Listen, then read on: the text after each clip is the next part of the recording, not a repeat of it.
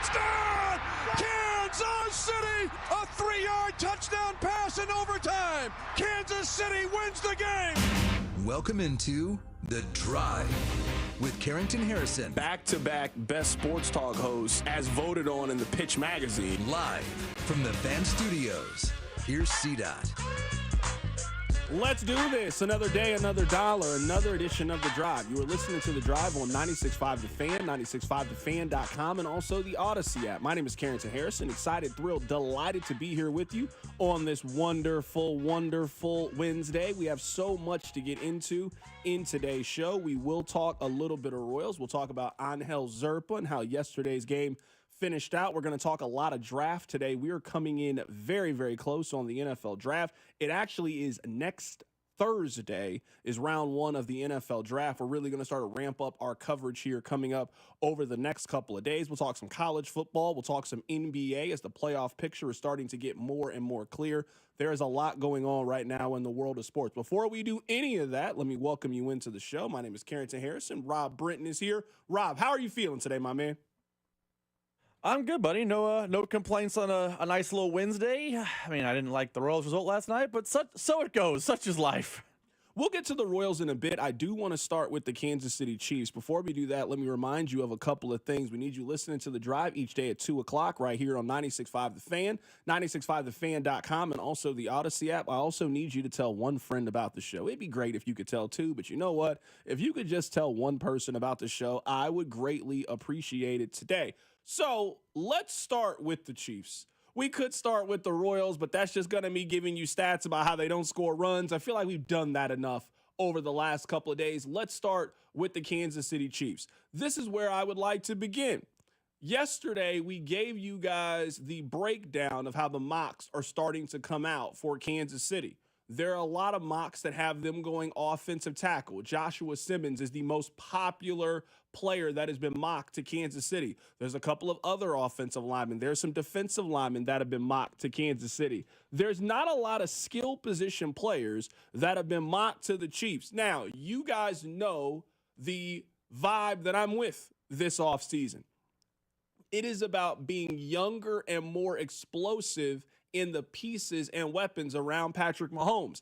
That I sense some frustration in how the Chiefs offense operated last year, and it feels like a majority of that frustration has been thrown onto, well, they didn't have a left tackle.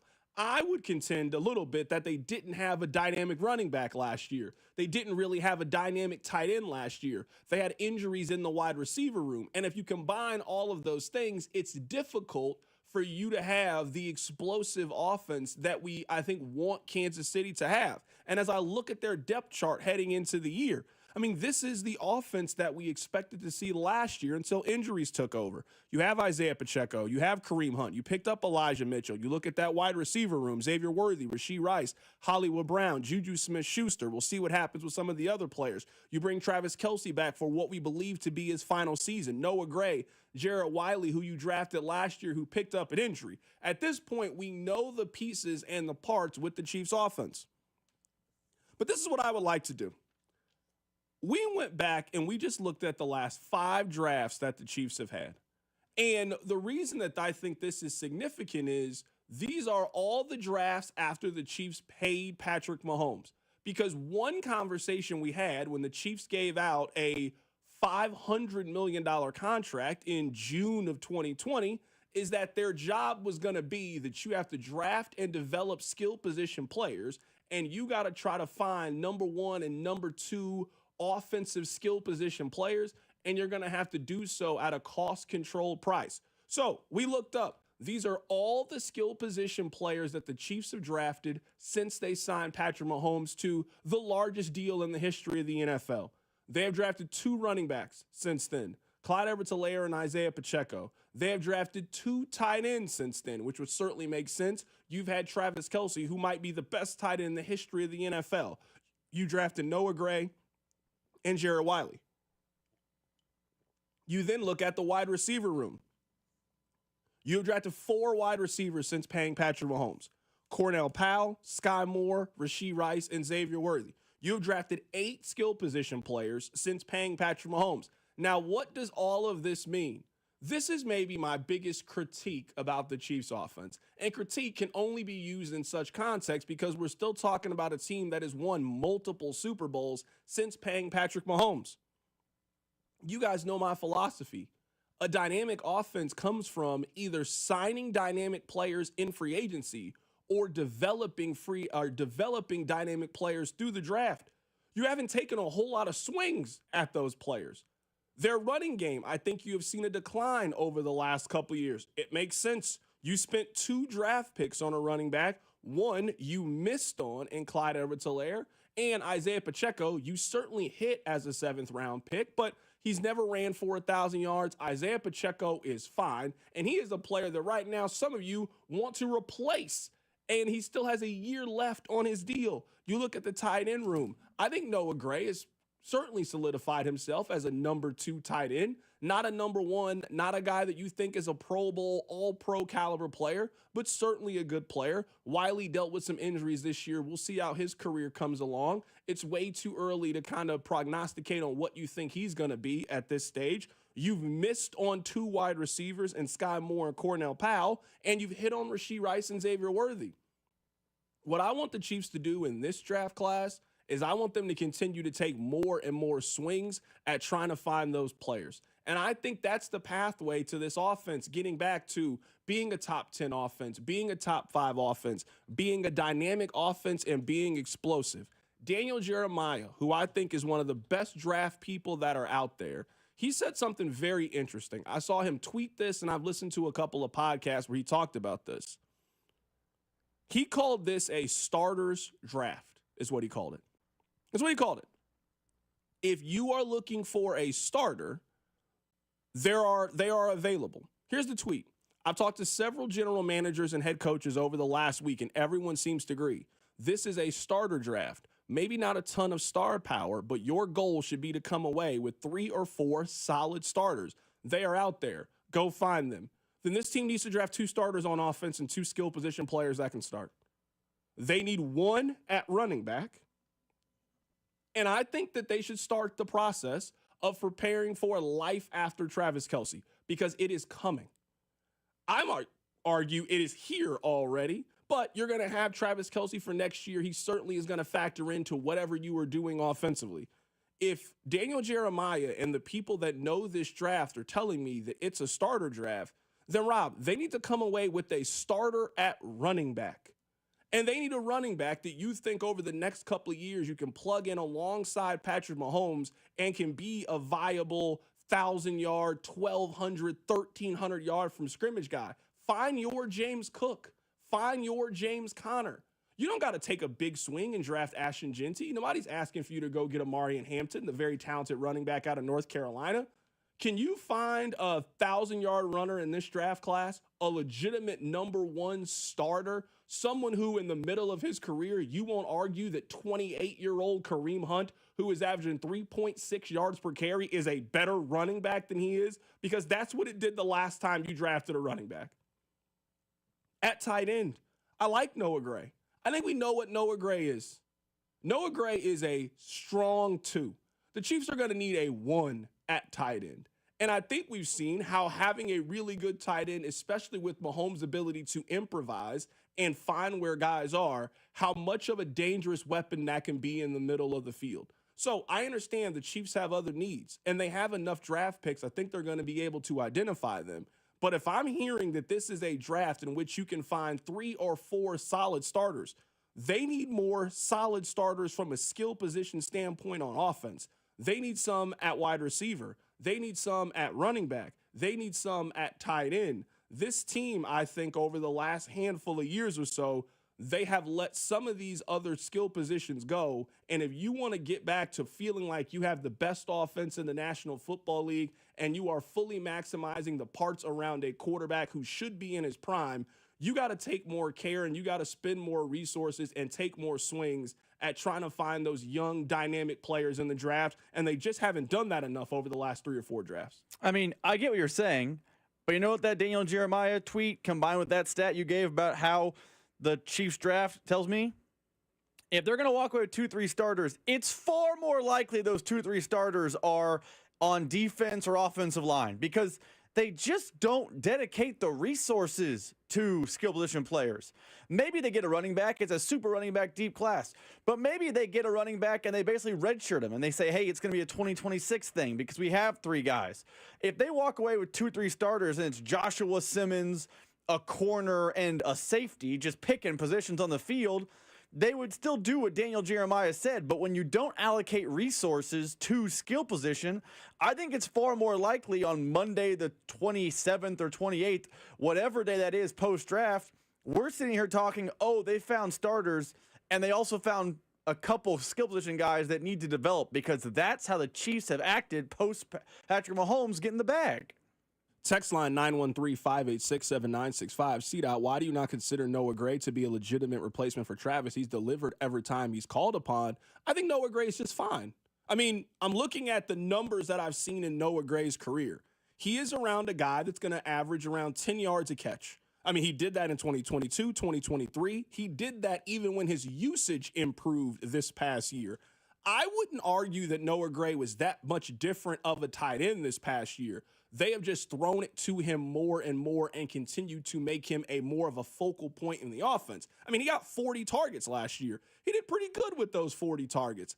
I think we know what Noah Gray is. He's just a really strong 2, and you can live with that. But I remember there was a time that we kind of wanted the Chiefs to have that really good 1-2. There was a time where every team in the league was looking for the Rob Gronkowski, Aaron Hernandez 1-2 punch.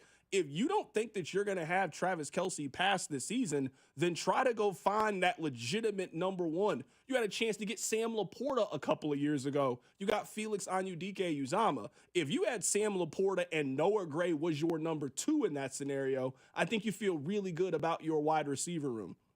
This organization is obviously in a very good place, a very healthy place, and they're going to be one of the better teams in the league. But when you hear this, I mean, since they paid Patrick Mahomes, they've drafted 2 running backs, Clyde Edwards-Helaire and Isaiah Pacheco. So before their rookie contracts were up, you're not sure if they're the best running back on their team. They drafted 2 tight ends since then. A guy in Noah Gray, who I think is a strong 2 and certainly delivered on where you selected him in the draft, and Jared Wiley, who we'll see how his career turns out. You've drafted 4 wide receivers. You've missed on 2 of those wide receivers. You hit on the other one.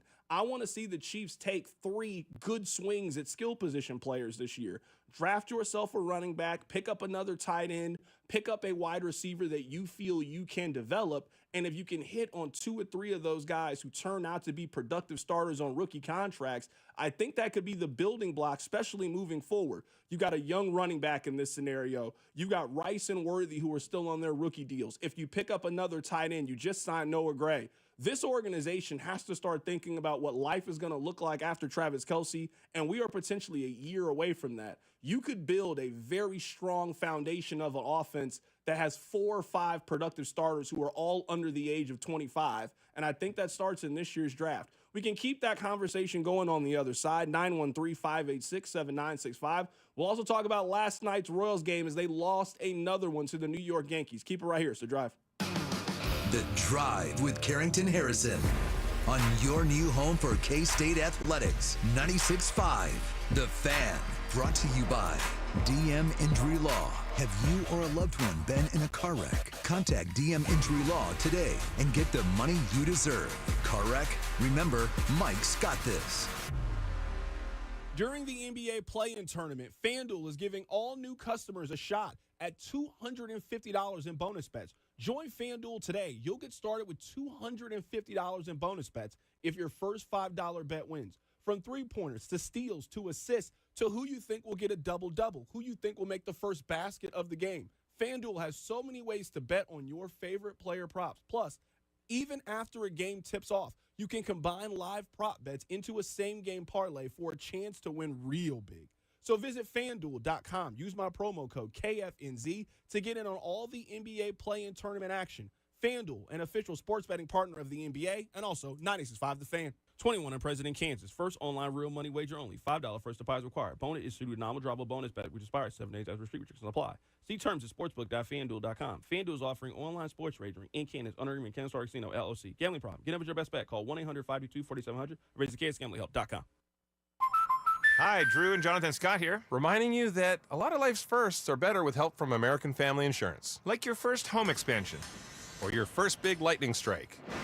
There's a first for everything. Get the right home policy at the right price with the right help from American Family's agents. Life's better when you're under American Family's roof. Insure carefully, dream fearlessly. Get a quote and find an agent at amfam.com. Products not available in every state. American Family Mutual Insurance Company SI and its operating company 6000 American Parkway, Madison, Wisconsin. Some things just go together, like peanut butter and jelly, or a Casey's spicy chicken sandwich and a 49-cent medium fountain drink, or a Casey's breakfast sandwich and a 49-cent fountain drink, or even Casey's limited time Italian deli sliders and a 49-cent fountain drink. You get the idea. It's not crazy. It's Casey's. See store for details. Call Aspen Lawn and Pest Control. Our iconic blue trucks and expert team get it right the first time. Award-winning full-service lawn care and pest control since 1985. Call today for a free estimate. Visit aspenlawn.com. Hey guys, it's Cody Tapp, and I want to keep telling you about my progress over at Awaken 180 Weight Loss. I've lost 30 pounds, which was my goal, thanks to Awaken 180 Weight Loss. Look, maybe you got the pool, vacations,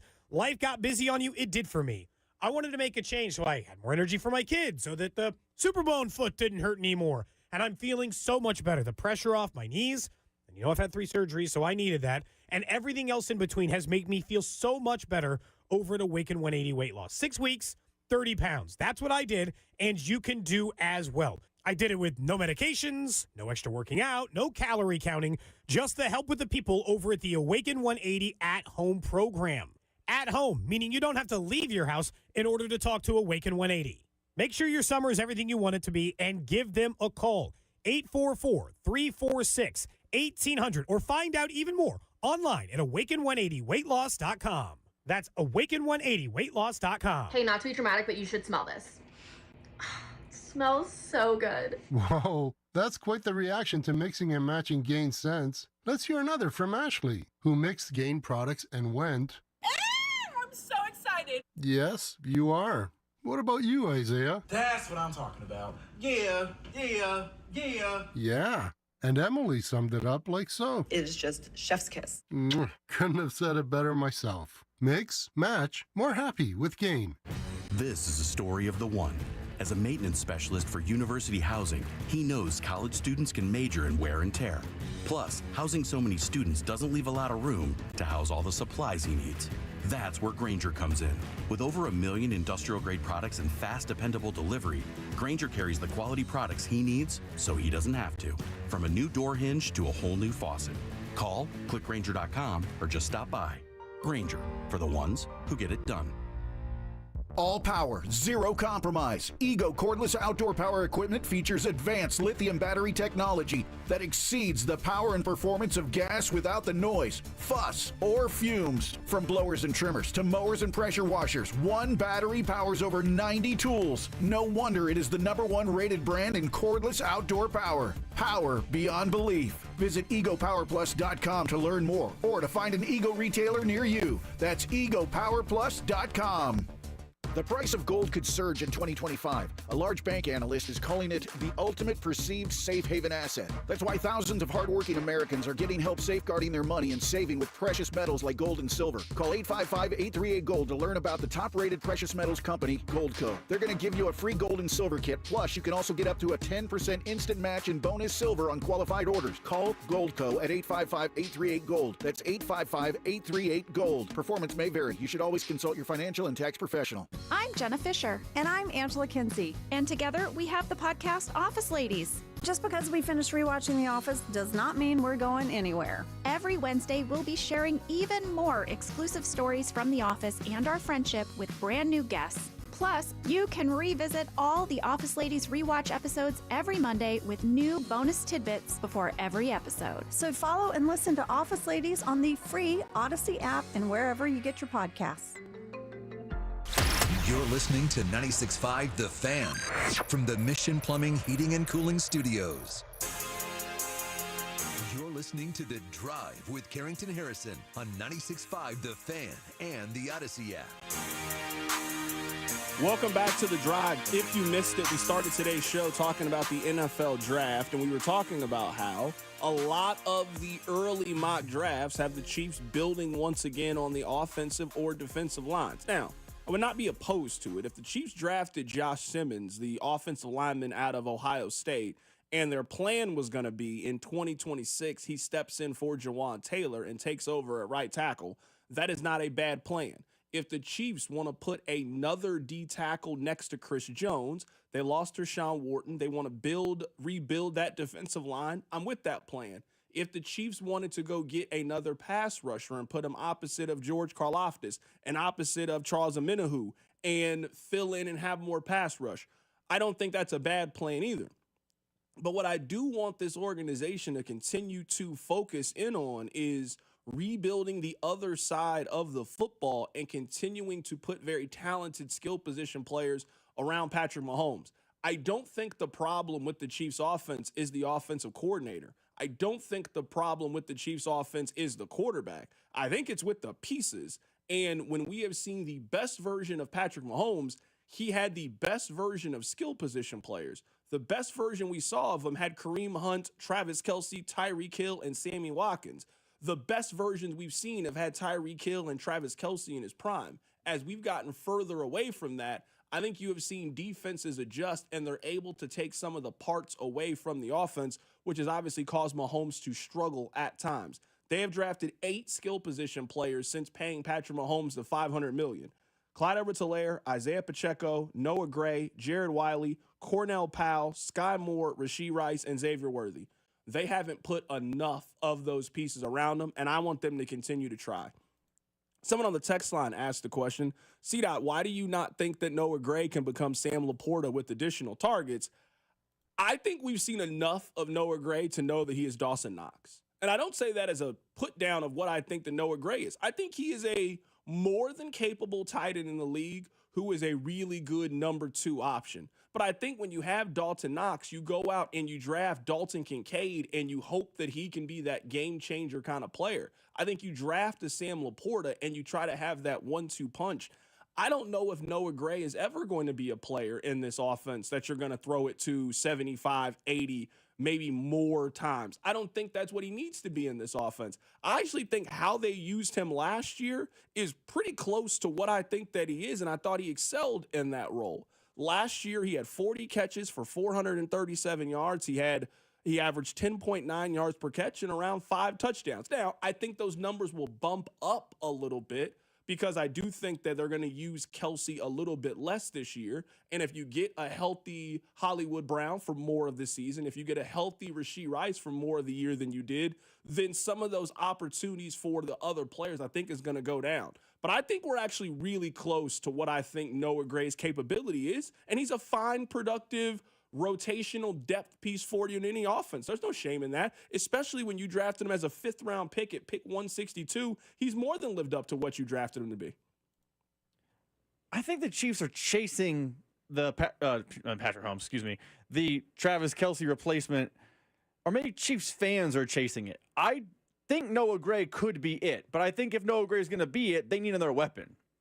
Like, maybe we're saying the same thing just differently. If Luther Burden, I'm just picking a wide receiver, was available at 31, the Chiefs drafted Luther Burden. I think in a world where you have Rashee Rice, you have Xavier Worthy, and you have Luther Burden, Noah Gray is a fine NFL-capable starting tight end that you would go into 2026, you'd be like, we are fine there. You would not go into the 2026 draft or 2026 free agency chasing the idea of, oh, who's going to replace Travis Kelce, because you would be fine. But in a world where they don't add another weapon of some sort, I think Noah Gray is upgradable. I just don't know that it is a necessity to upgrade. He is, by every definition, fine. The one texter says he's probably tight end 10 through 17. I think he's a little lower than that.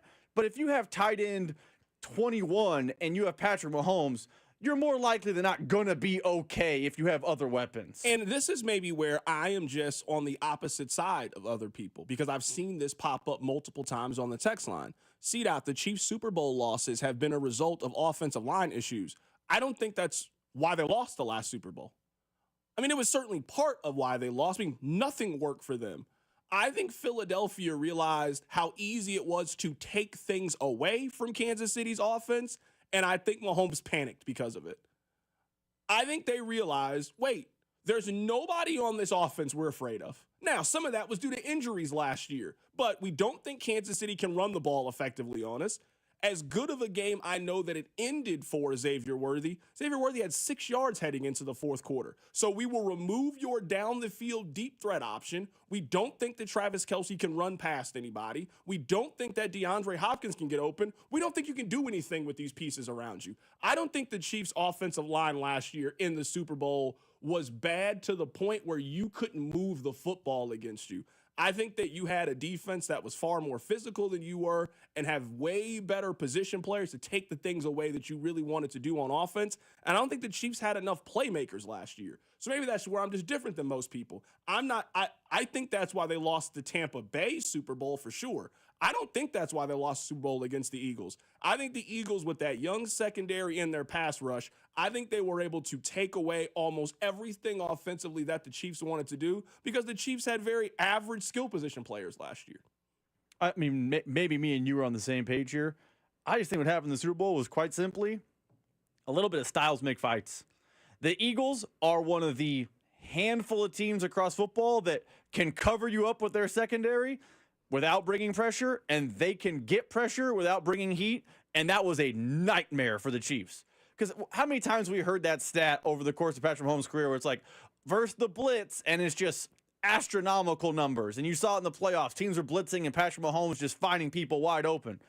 The Eagles didn't have to do that. And then they were able to cover up the Chiefs they were able to cover up the Chiefs their secondary and get pressure with Ford. I just think it was the styles make fights. The Chiefs style did not fit the Eagles style, and it just led to a blowout. And I guess this would be my question, though, because the text line, Philadelphia's defense got home with 4 linemen. That leaves 7 guys in coverage. There's no place to go with the ball. That's definitely on the offensive line. Then do you think the Chiefs can win the Super Bowl this year? Because I would argue that the offensive line they're about to put out there this year is very comparable to the one that they just went to the Super Bowl with. I mean, their right side is going to be the exact same as it was. We're not talking about them drafting a starter for this year on the offensive line. It's not like how it was a couple of years ago, right? A couple of years ago, you went into it and you got a starting offensive lineman in Creed Humphrey and you got a right guard in. That's not what we think they're doing this year. Even if they draft Joshua Simmons, there's no chance that I think that Simmons is starting for them in week 1. So if we're looking at what we believe their offensive line is going to be, it is going to be Jalen Moore, Kingsley Suamataia, and the entire right side. Do you think that the combination of Jalen Moore and Kingsley Suamataia is drastically different than the left side that they had in the Super Bowl where you had Joe Thuney and Caliendo on the inside? I don't think it's that much of a difference. I think they're touting the exact same offensive line. I imagine you think they can win the Super Bowl this year. My question would then be, why do you think they're going to win it? And I'm going to guess that this year, now some of it's going to be due to health and viability. I think they're going to have a better offense because I think they'll have Rashee Rice this year, and they didn't have him really at any point last year. And I think that Hollywood got hurt on a freak injury last year. And if you could just improve those things, I think it gives you a better chance. I mean, we're on the same page. I think offensive line was one of the really quick, dozen issues in the Super Bowl. Real quick, CDOT, it's not the same. You don't have a guard at tackle. I'm not convinced that Jalen Moore is a better left tackle than Joe Thuney was at left tackle. And I know, I'm just saying, I don't know how anybody can tell me that to be the case. I know that that's what Joe Thuney is. Are we 100% sure that Joe Thuney playing left tackle and Jalen Moore playing left tackle, that they have improved at the position? Because I don't know if they've improved at the position or not. I just think we are now touting Jalen Moore as a certainty when I don't know if you can tout him as that. I think he is just a question mark because now he is going to be in a position that he's never been before in the league. He's been Noah Gray. That's the comparison. Jalen Moore has been Noah Gray so far. Actually, not to interrupt, Noah Gray has more. We have more data on Noah Gray than Jalen Moore. If we're gonna play the skeptic, Jalen Moore has started under 10 games in his NFL career. Noah Gray hasn't started 10 games, but I've seen him play football for 5+ seasons. He's accumulated more time on the field. So now we're thinking, but to follow that analogy, you and I agree with you there. We are going from a guy in Noah Gray who has been a part-time player, who has been a good guy coming off the bench. You're now asking Noah Gray to be a 20-week performer for you. What does that look like? That's essentially the question they're asking with Jalen Moore. I'm not here telling you that Jalen Moore is going to be great or bad. I don't think we have enough data to know.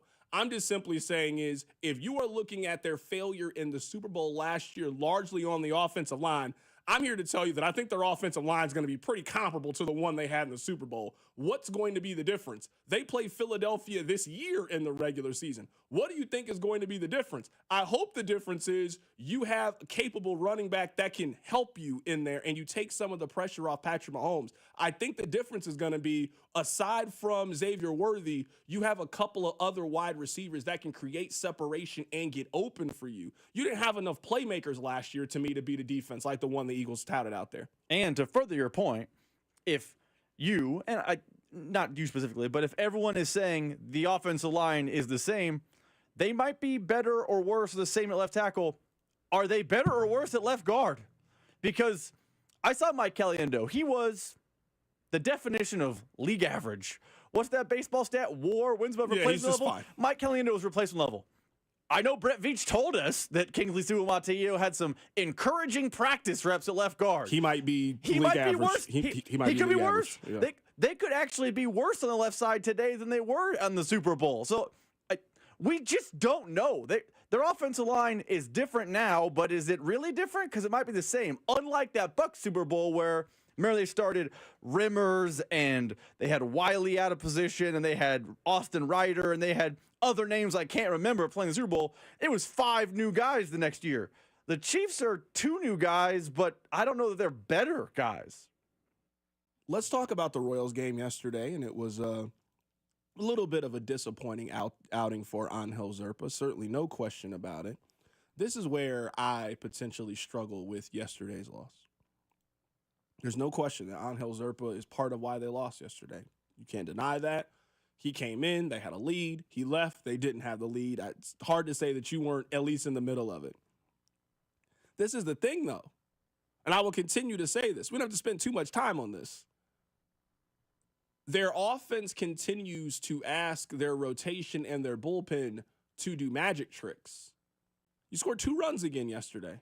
You scored 1 run on Monday. You scored 3 runs over the last 2 days against the best team in the American League and a top 5 offense. Eventually, you should always assume that the Yankees are going to get to 4, especially at home. That's what you should assume. Every single time you should assume that. So if you were going into the 5th or 6th inning and it is a 2-0 game or a 1-0 game, you should assume you need more offense in this one. That's what you should assume. You should assume you need more offense. No one thinks in the NFL that if you go into half 13-10, that is how the game is going to end. No, your defense did not let you down in that scenario. Your offense let you down because you didn't continue to score.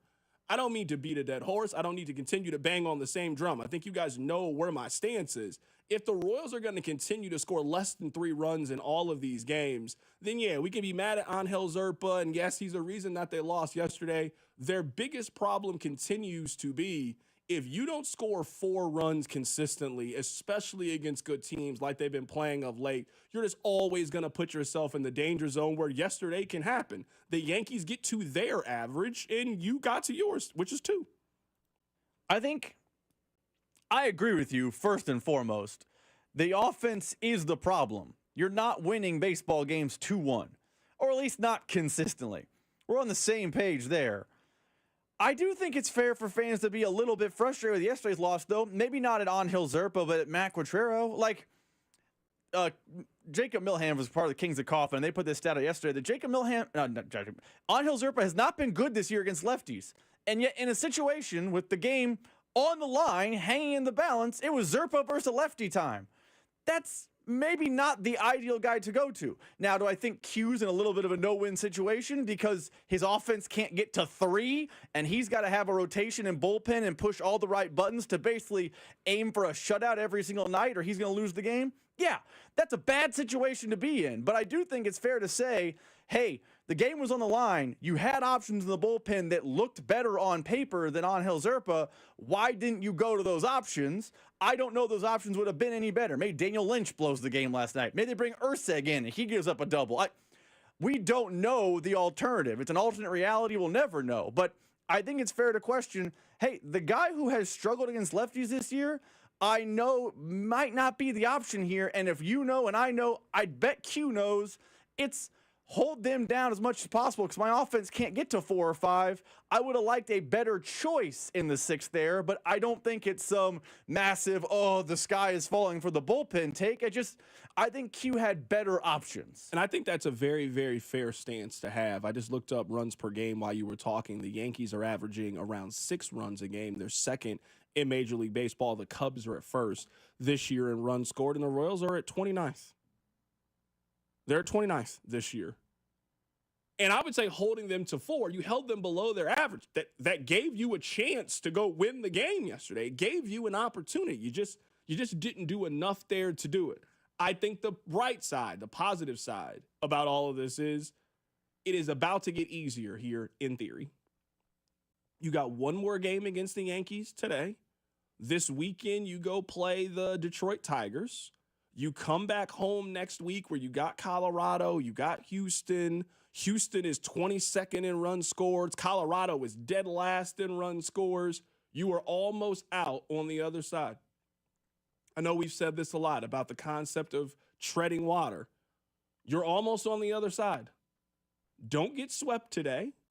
Try to split the series this weekend against the Tigers, and you come back, you're around 500, you're at 500, you're one game back of 500, and the schedule is going to lighten up a little bit as you continue to try to get this offense back on track. MJ Melendez hit a home run yesterday. You could sense a sigh of relief from him. You could also get it from the hitting coach. Like, you got to try to get a couple of these bats going.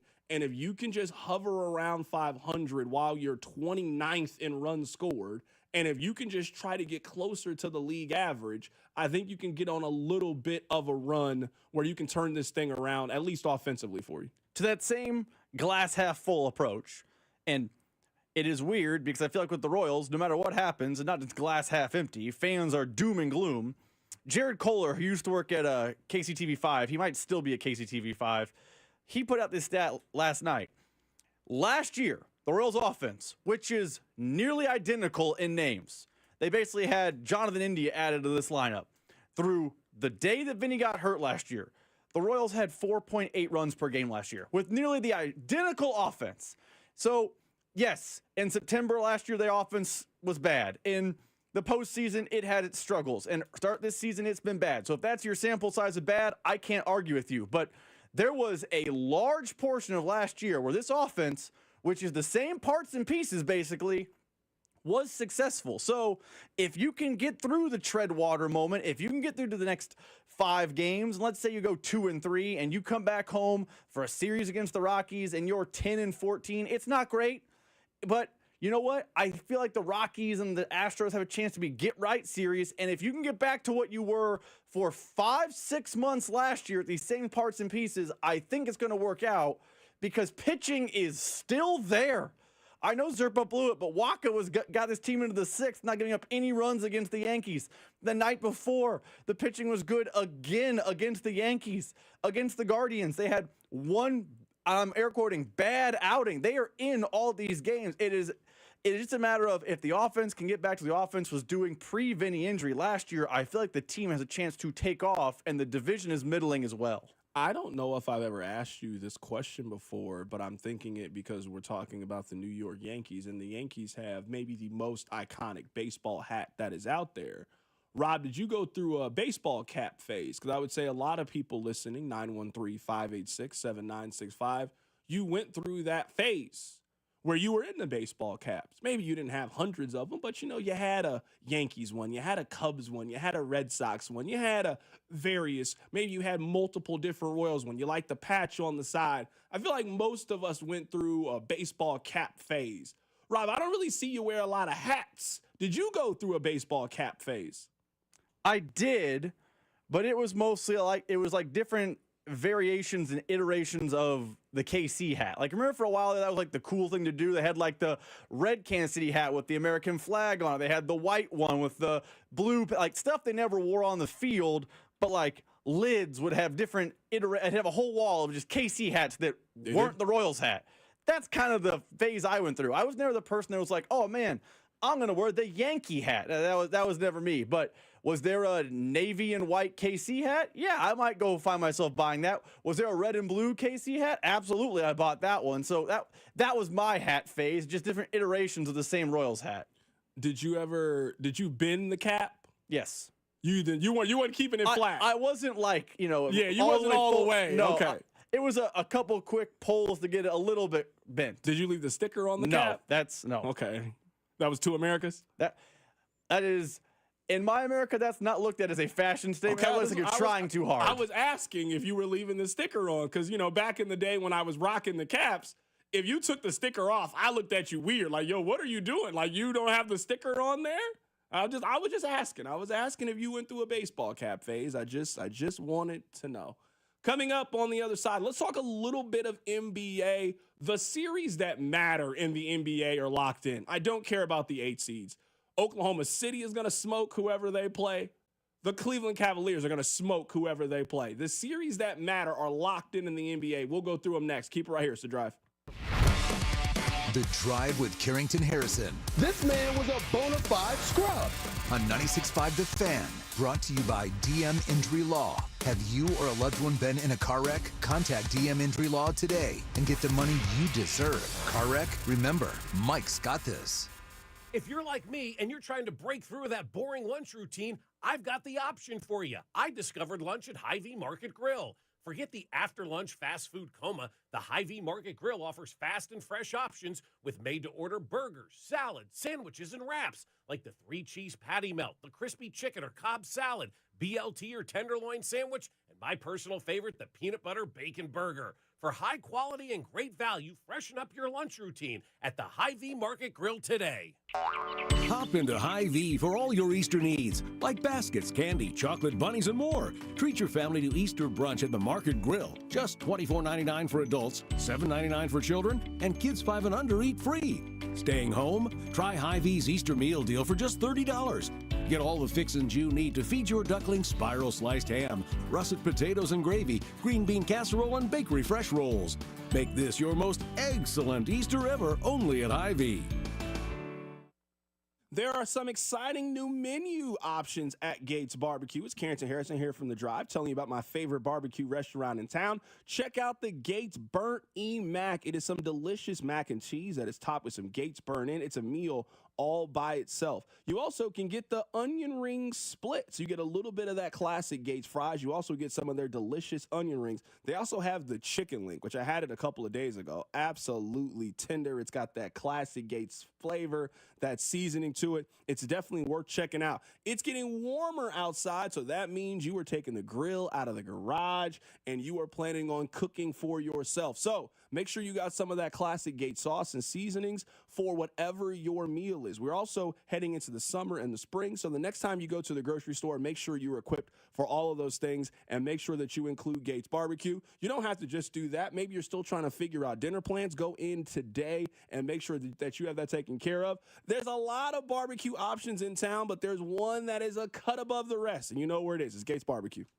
Man, are you over 40 and struggling with low energy, not feeling like yourself? Low T Center's testosterone replacement therapy is the solution. Get started today by visiting one of our conveniently located clinics. Meet a medical provider and get back to feeling your best. This April only, the consultation is free.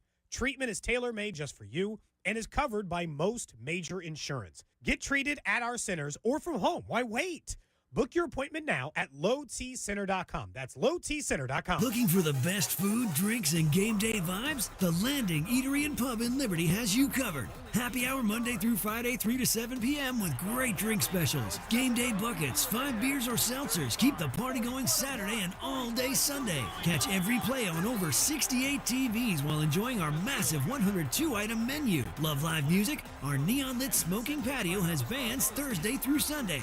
Don't miss out. Check out our daily specials at landingeateryandpub.com. Honey, it's me, your wife. Spring is here, and our house desperately needs the experts at Powell Exteriors Casey for siding, windows, entry doors, beautiful decks, patio covers, roofs, and more. Get ready for summer at powellcasey.com. Tonight, expect cloudy skies with a slight chance of showers and thunderstorms with a low around 60. Weather brought to you by Robert Half. Our recruiters' expertise and award-winning AI will find you the skilled candidates you want. At Robert Half, we know talent. Visit roberthalf.com/talent today. Red Hot Car Giveaway, only at Harris, Kansas City. Saturday, April 26th, one lucky winner will win a brand new Red Hot Lexus ES350. Harris is giving away $2,500 in free play every 15 minutes from 7 p.m. till 10:45 p.m. At 11, two winners will receive $5,000 in free play, and one person will win $10,000 cash. And one person drives home a brand new Lexus ES350. Visit our website for full details. 21 or older to gamble. Know when to stop before you start. Gambling problem? Call 1-800-GAMBLER. Prices are going up everywhere. Tariffs may drive up costs across the country, but not at Legacy Box. Why? Because we're proudly 100% American made. Every tape, film reel, and photo you send stays right here in the USA, digitized by skilled technicians who know your memories are priceless. Introducing the Legacy Box All-American Sale. Just $9 per tape. Not $15, not $12, just $9. We're the nation's #1 digitizer, trusted by over 1 million families because we've made it simple. Just fill your Legacy Box with old tapes, film reels, and photos. We'll digitize them by hand and return everything, plus digital copies on the cloud you can relive and share forever. With Legacy Box, your memories are safe from tariffs and safe from time. Heat, humidity, and age are already destroying your family's history, so take advantage of our limited time $9 tape sale. Visit legacybox.com/value to lock in savings today.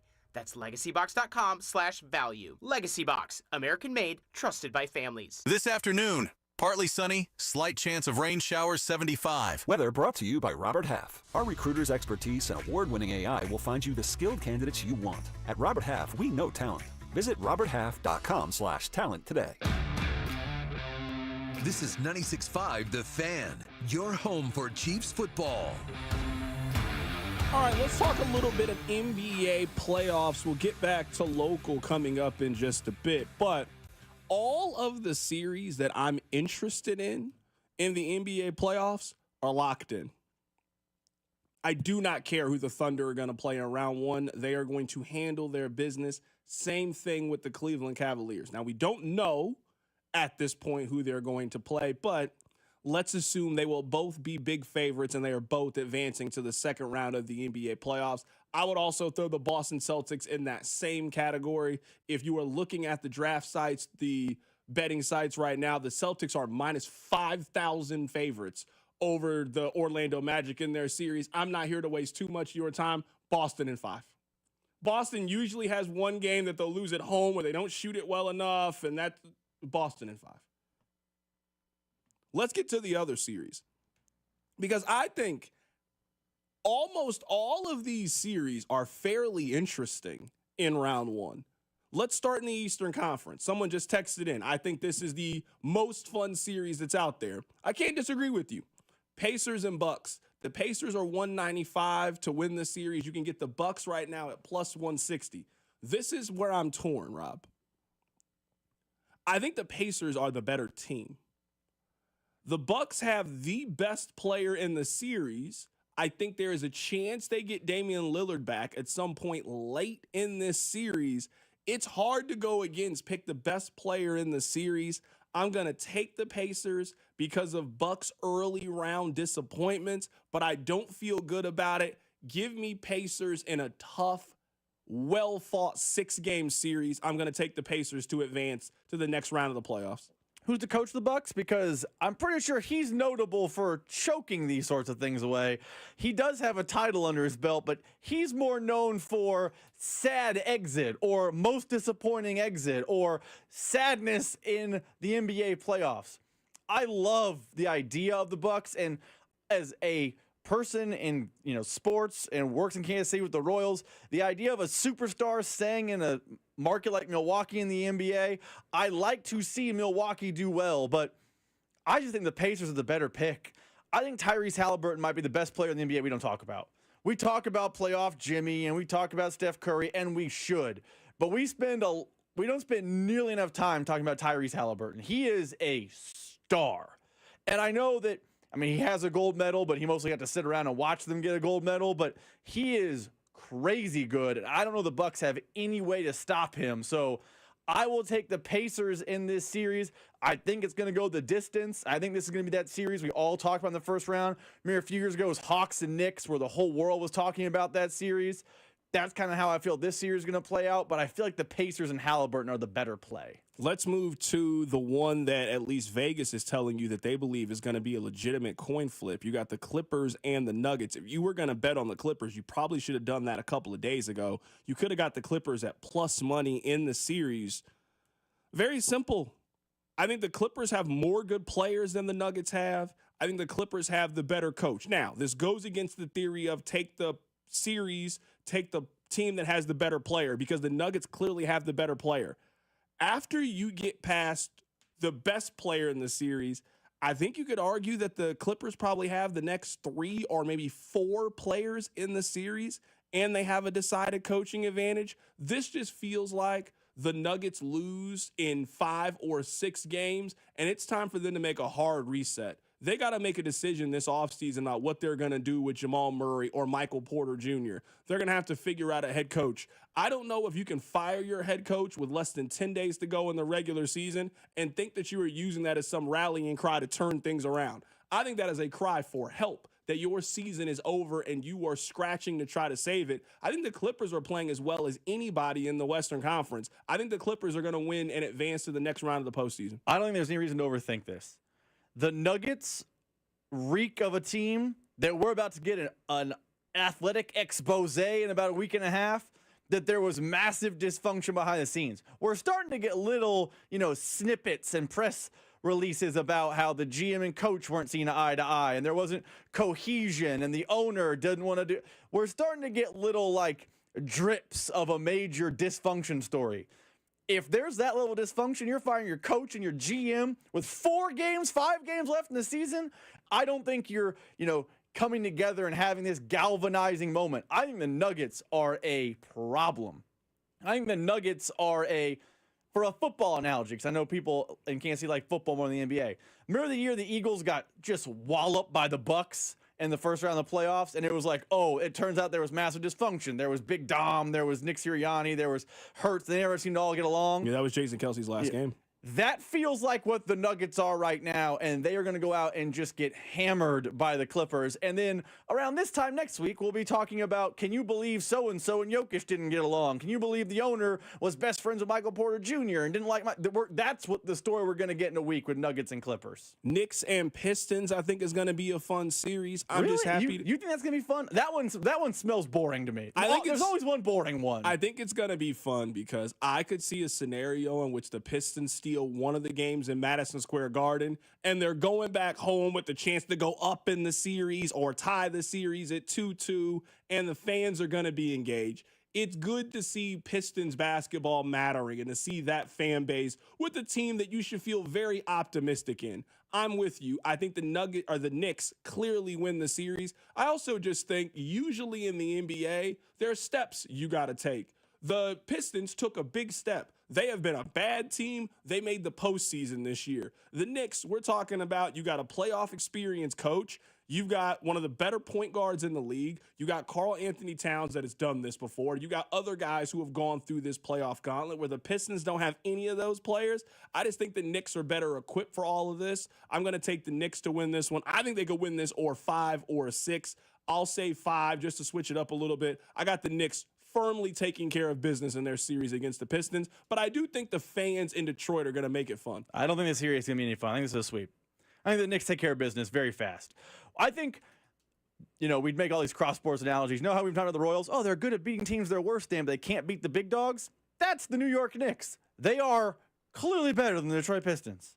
There's no doubt in my mind. Maybe Tom Thibodeau loses one and it's a gentleman's sweep. But this series, I think, will provide very little intrigue. And we'll be talking about Villanova pro team in the next round because the Knicks are just going to handle the Pistons. The Lakers are a minus 195 favorite against the Minnesota Timberwolves. I think the Lakers win this series, and I think they win it going away. Healthy LeBron, healthy Luka. I think they have their rotation figured out.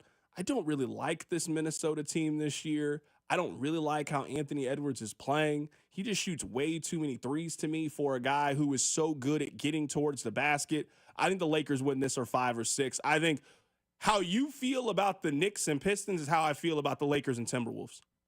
I think it's funny. We feel the exact same way about different series. I think Minnesota, because Anthony Edwards is so good, and that team does have a little bit of playoff experience from last year. They're a little bit playoff hardened. He's good enough to get you one. That's about it to me. And I think it'll be one of the early ones, and we'll get talking like, Luka and LeBron, are they in danger? Anthony Edwards, is he next up in the league?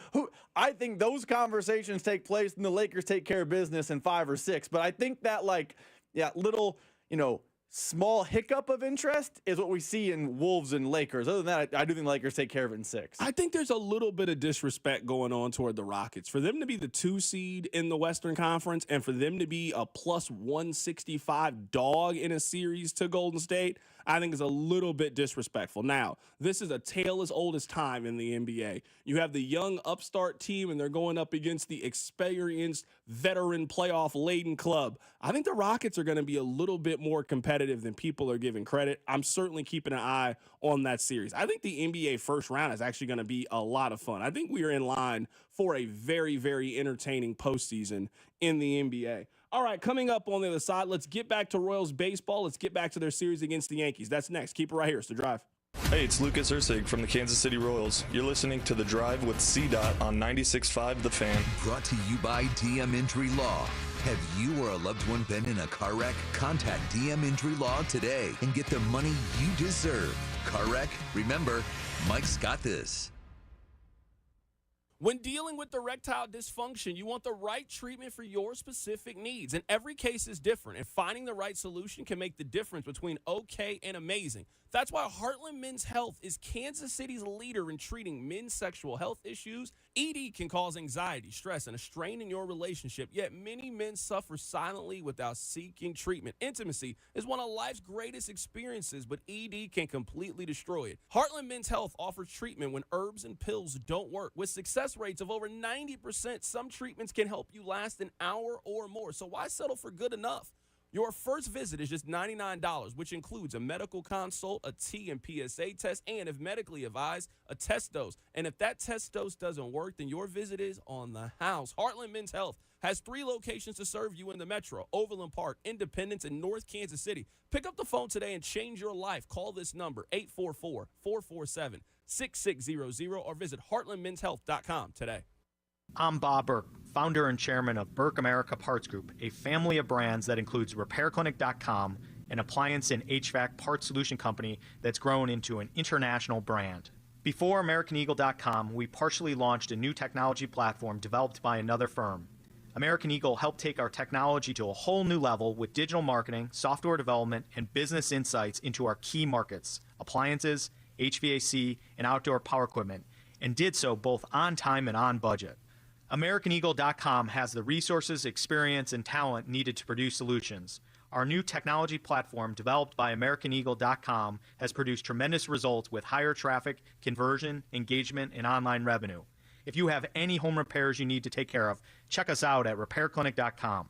If you need a world-class website or technology project, then I would highly recommend AmericanEagle.com. Call AmericanEagle.com at 773-NETWORK. That's AmericanEagle.com, 773-NETWORK. Ring the bell. We've done it again. Golden Oak Lending has lowered rates to 4.875 fixed. Lower your monthly payment, get cash out, pay off credit cards, and best of all, make no mortgage payments for 2 months. Lock in this incredible 4.875 rate and get your cash in as little as 14 days. Call 913-890-GOLD. Golden Oak Landing cured my blues.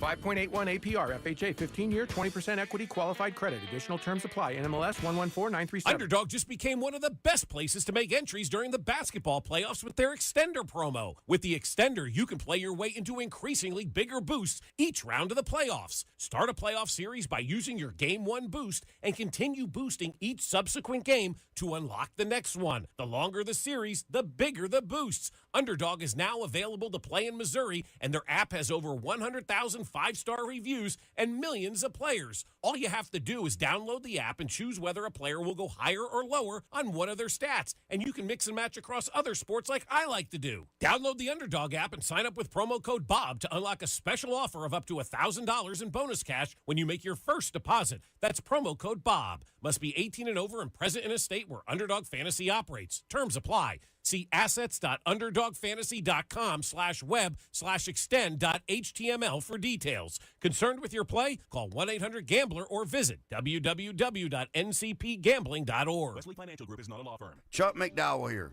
If you were misled or lied to in any way when buying a timeshare, right now is your wake-up call. With the tariffs, economy tanking, and inflation rising, you might need to ask yourself this question. Is owning a timeshare a good idea? With all the economic uncertainty, you need to protect yourself and your family. Don't look back and say, if I'd have only got rid of that stupid timeshare they lied to me about. It's time to stop thinking about canceling your timeshare and finally get rid of it and be smart with your money. At Wesley Financial Group, we've saved 48,000 families an average of $65,000 in lifetime payments. Give us a call. I guarantee if we take you as a client, we will cancel your timeshare permanently or you'll pay nothing. Call Wesley for your free timeshare exit kit. 800-282-7766. 800-282-7766. 800-282-7766. The 96.5 The Fan ticket window is open. Head to the contest page at 965thefan.com for your chance to score tickets to see Blink-182 with Alkaline Trio at T-Mobile Center Saturday, September 27th. Must be 18 to enter and win. Good luck.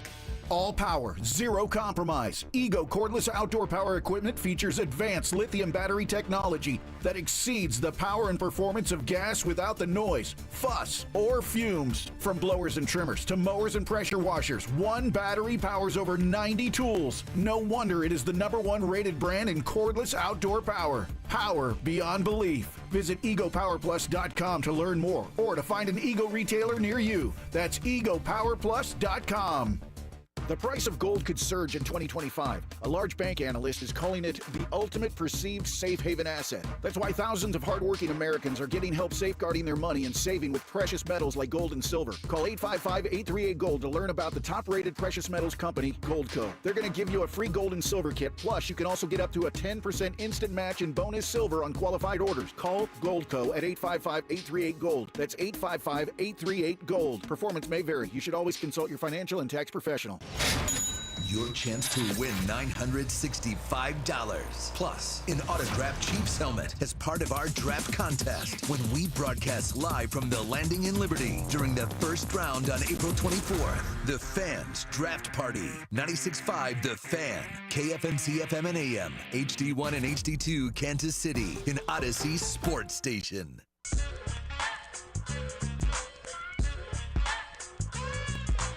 Sometimes when we find out things, I am surprised that the people in charge expect it to go any different.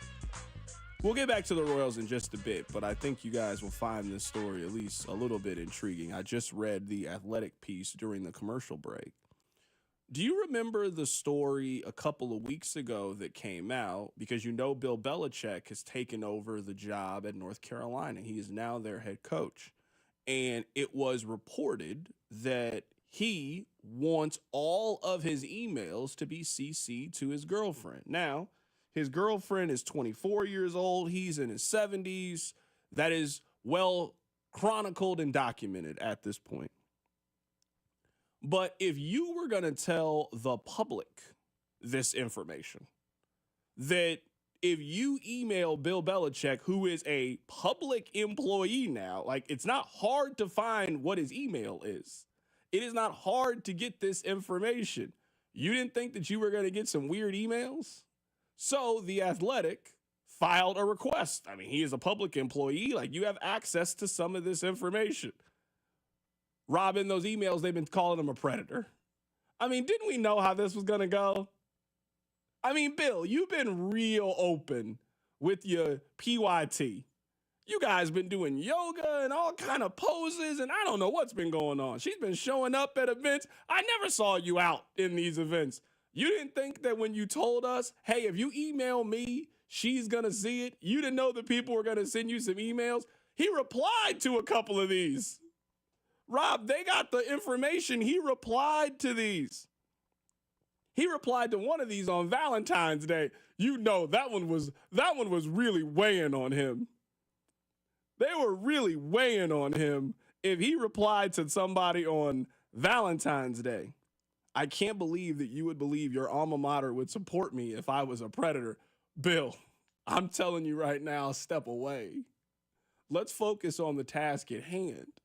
Doesn't matter what I think about your relationship. You are two consenting adults. If you cool with it, she cool with it, I'm cool with it. I'm fine.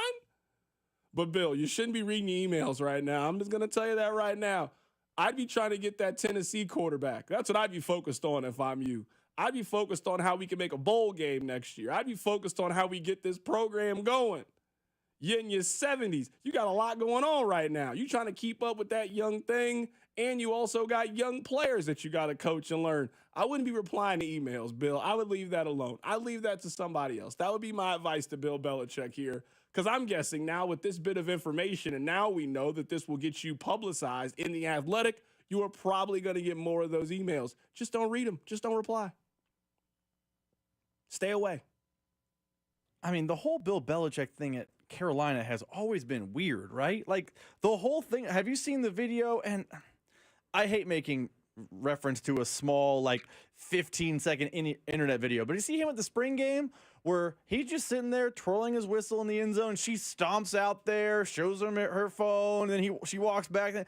It just, the whole Carolina thing with this girl He's who's kind of going to parading Carolina. around like she's the mascot. Yeah, and then she's now CC'd in all his emails. There's a lot. There's something odd, and the fact that he's in college at all, there's something odd about this whole thing. There's something is amiss. I'm not saying he is or isn't a predator. I don't know. He's getting emails about it, but the fact he's coaching at North Carolina, not that he took over for his friend Nick Saban at Alabama. He's at North Carolina, and his girlfriend's everywhere is just odd to me. And he was the coach of the Patriots forever. Do we know his dating life at any point in that world? No. And now she can't get out of the photos. I will say that I don't know much about their relationship, but that actually sounds like the most relatable part of their relationship. She's young and he's old, and he needs help with technology.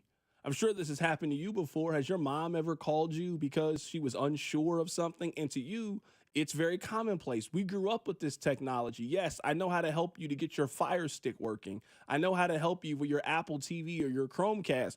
You have no clue how to use it. When was the last time that your mom just looked at her phone puzzled and needed your help to try to do what you think is a very simple task? That's the part of their relationship that makes the most sense. Bill needs help. Bill wasn't replying to emails when he was coaching Bill Belichick or doing any of those, or when he was doing any of that stuff. When you were coaching Rob Gronkowski, you weren't reading emails. You got to read emails now. I don't know how to work this thing. What is this? I've never used email before. That makes sense. Good luck to North Carolina. They are one of the more intriguing stories this year in all of college sports. They are the most interesting team in college football. They start the year with someone good, too. They played TCU, I think, in week 1. Yeah, Remember when they hired him, that one guy on the text line told us that it was the best hire that any college team could ever make because he's won a championship? It's just weird. It's just going to be weird. She also has referenced in those emails a business called Belichick Productions that doesn't exist. That's all weird. Yeah, because they're working on it. They're working on getting Belichick Productions up and running. That's why they don't want to be on Hard Knocks, because they're about to start their own Hard Knocks with Belichick Productions. See, look at that. You're not business savvy. That's why he has Miss Jordan Hudson around, because she's keeping everything on the up and up. Are you with me with the Royals? Let's get back to local here. Are you with me on the Royals? The Royals are almost out on the other side. I don't think that these first 18 games have gone exactly how people want them to go. Their offense continues to be a struggle. But if you want to take a look ahead, if you want to find some positive in all of this, I don't maybe agree that their schedule has been as tough. Like, I've heard it described like, man, they played this murderous, very difficult. Like, I think they've just played comparable opponents to what they are. I think that Minnesota is comparable. I think that the Brewers are comparable. I think that I think they're playing like opponents. But I think what is encouraging about the Royals and what should give you peace about the Royals is that time is almost over. They have one more game against the Yankees. That comes up in a couple of hours. They play a handful of games this weekend against the Detroit Tigers, and they are out on the other side. They play Colorado. They play Houston, two teams that are near the bottom if we were talking about runs scored. So those two teams have the same problem that you believe the Royals have. Those teams can't score. Now, Tampa Bay is 8-9. I mean, the thing about so early on in the year is that everybody's kind of jumbled up. I mean, the White Sox, I know they won their first couple of games early on, but they have the worst record in the American League. They're 4-12. They're not as bad as they were last year, but they're certainly not a good team by any means. Just because we haven't played enough baseball games, everybody is kind of bunched up now at this point. Nobody has run away from anybody. So as disappointing as you might believe the Royals to be and the kind of slow start that they're off to, I mean, they're right there. They're right there. This organization, this team can be in second place in the division by Monday. By the time we talk to Denny Matthews, they could be in second place in their division and maybe a game or a game and a half back out of first place with obviously a lot of time to go. Are you with me, at least in this belief, that it has been a rocky start to the year? No question. But they're almost out on the other side of it where you can potentially breathe a little bit. And if you're going to be in a stretch where you can win 5 of 7 or 7 of 10, that stretch is coming up starting on Monday at Kauffman Stadium. I do agree with you. The Royals have problems. I do not want it to come out like they don't have problems. I think even in a best case scenario, their offense isn't going to turn into the Yankees overnight. Their offense is going to scuffle along throughout most of the season. But I feel like if this, 18-game stretch took place from July 11th to July 29th, I don't think fans would notice. Not that they wouldn't be like frustrated, oh, they blew another one, why they're 8-10, their last 18, God, I wish they were better. I think this is just one of the ebbs and flows of a baseball season. Carrington, you and I both know there's going to be a time this year where the Royals win 7 of 10, 11 of 14. People are going to be like, oh my God, this is the best team in baseball. There's also going to be a point where they lose 5 in a row. There's going to be a chance where you go 8-10 over 18. There's also going to be a stretch where they go 12-6 over 18. Like, that is the ebb and the flow of a baseball season for a team that we think is going to be 81 to 90 wins. It may not even 90, 81 to 85 wins-ish. That's the ebb and flow of baseball season. I think what is been tough for the Royals as far as a, all eyes on them situation is opening day, there was excitement, and they're in one of those ebbs and flows moments, and now people, because there is nothing else going on, are jumping to massive conclusions or off the bandwagon or all these things, where if this same thing was happening from June 14th to July 1st, you know what we wouldn't be talking about? We would be saying baseball is happening. And I'm saying that with the assumption they are going to come out the other side. So yes, I think some Rockies series and things like that will be nice for morale, and there will be a time in the not so distant future we say, wow, this team over an 18-game stretch went 11-7, and it basically undoes what they're doing right now. Coming up on the other side, we'll get back to the NFL draft. A lot of NFL scouts don't have a first-round grade on Shedeur Sanders. What does that mean? We'll talk about it next. Keep it right here. It's The Drive. You're listening to The Drive with Carrington Harrison. For the first time in a long time, I'm willing to dream that this can be a special season for the Missouri Tigers. Brought to you by DM Injury Law. Have you or a loved one been in a car wreck? Contact DM Injury Law today and get the money you deserve. Car wreck? Remember, Mike's got this. 96.5 The Fan. Here's today's six-man picks, presented by DraftKings Pick 6. 2 more playing games coming up tonight.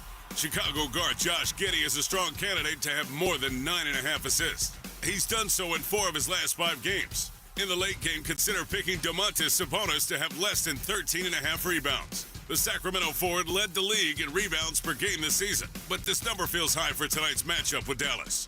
Download the DraftKings Pick 6 app and lock in your picks before tip-off with code MyPicks. That's code MyPicks for new customers to play $5 and get $50 in Pick 6 credits. Better payouts, bigger wins. Only with Pick 6 from DraftKings. The crown is yours. Gambling problem? Call 1-800-GAMBLER. Must be 18 plus. Age and eligibility restrictions vary by jurisdiction.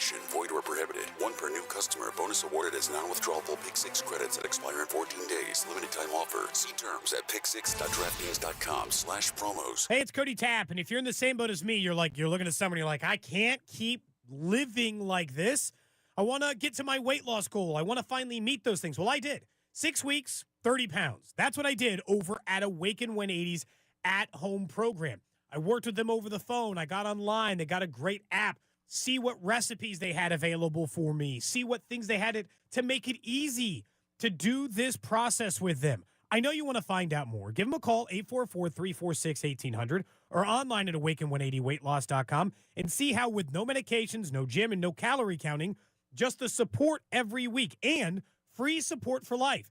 Look, summer's coming up. Maybe it's the pool, maybe it's vacation, maybe you just want more energy to play with your kids or be at those youth sports like I wanted. You can do all of that thanks to Awaken 180 Weight Loss. Find out more. Give them a call, 844-346-1800, or online at awaken180weightloss.com. Red Hot Car Giveaway, only at Harris, Kansas City. Saturday, April 26th, one lucky winner will win a brand new Red Hot Lexus ES350. Harris is giving away $2,500 in free play every 15 minutes from 7 p.m. till 10:45 p.m. At 11, 2 winners will receive $5,000 in free play, and 1 person will win $10,000 cash. And 1 person drives home a brand new Lexus ES350. Visit our website for full details. 21 or older to gamble. Know when to stop before you start. Gambling problem? Call 1-800-GAMBLER. You ever try fixing your car and realize you're missing that one part? Yeah, been there. That's why eBay's my go-to. They've got millions of parts, guaranteed to fit. I'm talking brake pads for when yours have seen one too many miles of stop and go. Oil filters, because you don't mess around with your engine care. Even got this cold air intake on my watch list. I might just go for it. To keep the ride cool and your DIY streak hot. Find all the parts you need at prices you'll love. Guaranteed to fit every time. eBay. Things people love. Eligible items only. Exclusions apply. I'm at a smoothie bar asking people if they'd switch smoothies with me for $574. Oh, I'll switch. So what about $574 if you switch your home insurance to Allstate? That's a headache. Nope, it's painless. Oh, so it's easy money. Yep, check Allstate first and you could save hundreds on quality home insurance today. You're in good hands with Allstate. Not available in every state. Based on the national average annual savings for new home insurance customers surveyed in 2023 who switched to Allstate and reported savings. Savings vary. Good morning, Doctor. Doctor? Hi, Doctor. Doctor? Dr. Jackson's practice is growing. What do you mean we're still short-staffed? He needs a good patient doctor. How do we not have enough doctors to doctor all these patients? And he doesn't have the patience to sift through hundreds of resumes. I need Indeed. Indeed you do. When you sponsor a job on Indeed, it's easier for talented candidates to find it, which makes it easier for you to hire them. Visit Indeed.com/credit and get $75 towards your first sponsored job. Terms and conditions apply. For more than half a century, contractors and trade professionals have relied on WeatherGuard for heavy-duty truck and van storage equipment. Not just to protect their tools, but to protect their professional reputations. Whether it's inside or outside of work vehicles, a WeatherGuard badge means pros can trust that their hard-earned name is in good hands. Since 1968 and every day since, WeatherGuard has been protecting anything it takes to build a professional reputation. WeatherGuard, established in 1968, proven every day. WeatherGuard.com. This is a story of the one. As a maintenance specialist for university housing, he knows college students can major in wear and tear. Plus, housing so many students doesn't leave a lot of room to house all the supplies he needs. That's where Grainger comes in. With over 1 million industrial-grade products and fast, dependable delivery, Grainger carries the quality products he needs so he doesn't have to. From a new door hinge to a whole new faucet. Call, click Grainger.com, or just stop by. Grainger, for the ones who get it done. Here's traffic, brought to you by DM Injury Law. Have you or a loved one been in a car wreck? Contact DM Injury Law today and get the money you deserve. Car wreck? Remember, Mike's got this. This job is brought to you by Midwest Auto Services. A few brake lights into downtown, northbound 35, that's 18th Street traffic way. Other than that, traffic looks pretty smooth. Eastbound 70, 13-minute drive from the Paseo to 470. Is driving your vehicle like fighting a wild bull? Does it lead, pull, or feel out of sync when you accelerate or brake? Are you replacing tires a lot due to poor wear? Let Midwest Auto Services check your alignment. Call 816-224-4247 or MidwestAutoservices.com. I'm Lori Pearson, 96.5 The Fan Traffic. You're listening to 96.5 The Fan from the Mission Plumbing, Heating, and Cooling Studios. Hey, it's Lucas Ursig from the Kansas City Royals. You're listening to The Drive with C-Dot on 96.5 The Fan. Let's talk a little bit of NFL draft. Jacob Milham is going to join us on the show coming up in about 10 minutes or so. Really excited to talk some Royals baseball with him. We will get to baseball coming up in 10 minutes. I want to read to you guys a quote from Albert Breer. This is about Shedeur Sanders. Quote, I am having a really hard time finding coaches or scouts who believe that Shedeur Sanders is a first-round talent. This, by the way, is separate from any issue that anyone has with his personality. Those questions exist, but most teams have made exceptions in that department in the past to take on guys with special talents. The problem seemed to be that too many folks think that Sanders lacks those types of gifts. That is a story from Albert Breer of Sports Illustrated. This is why I've always struggled with the belief that Shedeur is going to be a top 10 pick in the NFL draft. If you were asking me to use that kind of asset on a quarterback, I need you to have the physical side of it. Yes, you need to have the mentals. You need to have the intangibles. That is a given if I'm going to use a first-round pick on you. But if I'm going to trade up to 10 to go draft Patrick Mahomes the way that Kansas City did, I need you to have exceptional physical abilities that we can't teach. If we're going to spend a top 10 pick on you the way that Buffalo did for Josh Allen, sure, you might have some questionable accuracy issues, but you're 6'4", 230 pounds, and you're one of the best running quarterbacks we've seen. You've been durable. Your physicals chart off the board. You look at Anthony Richardson to the Indianapolis Colts. It didn't have a lot of game experience, but same concept. I don't see that with Shedeur. If you are telling me that Shedeur, if you're drafting him, is because of IQ, if you're drafting him because of his dad's pedigree and just being around a locker room, like there are reasons to draft Shedeur Sanders. I'm not doing that at 9 if I'm the Saints. I'm not doing that or moving up if I'm the Pittsburgh Steelers, and now you're asking me to use a first-round draft pick on him. Like, I've always kind of thought that Shedeur is going to sit and wait for a little bit.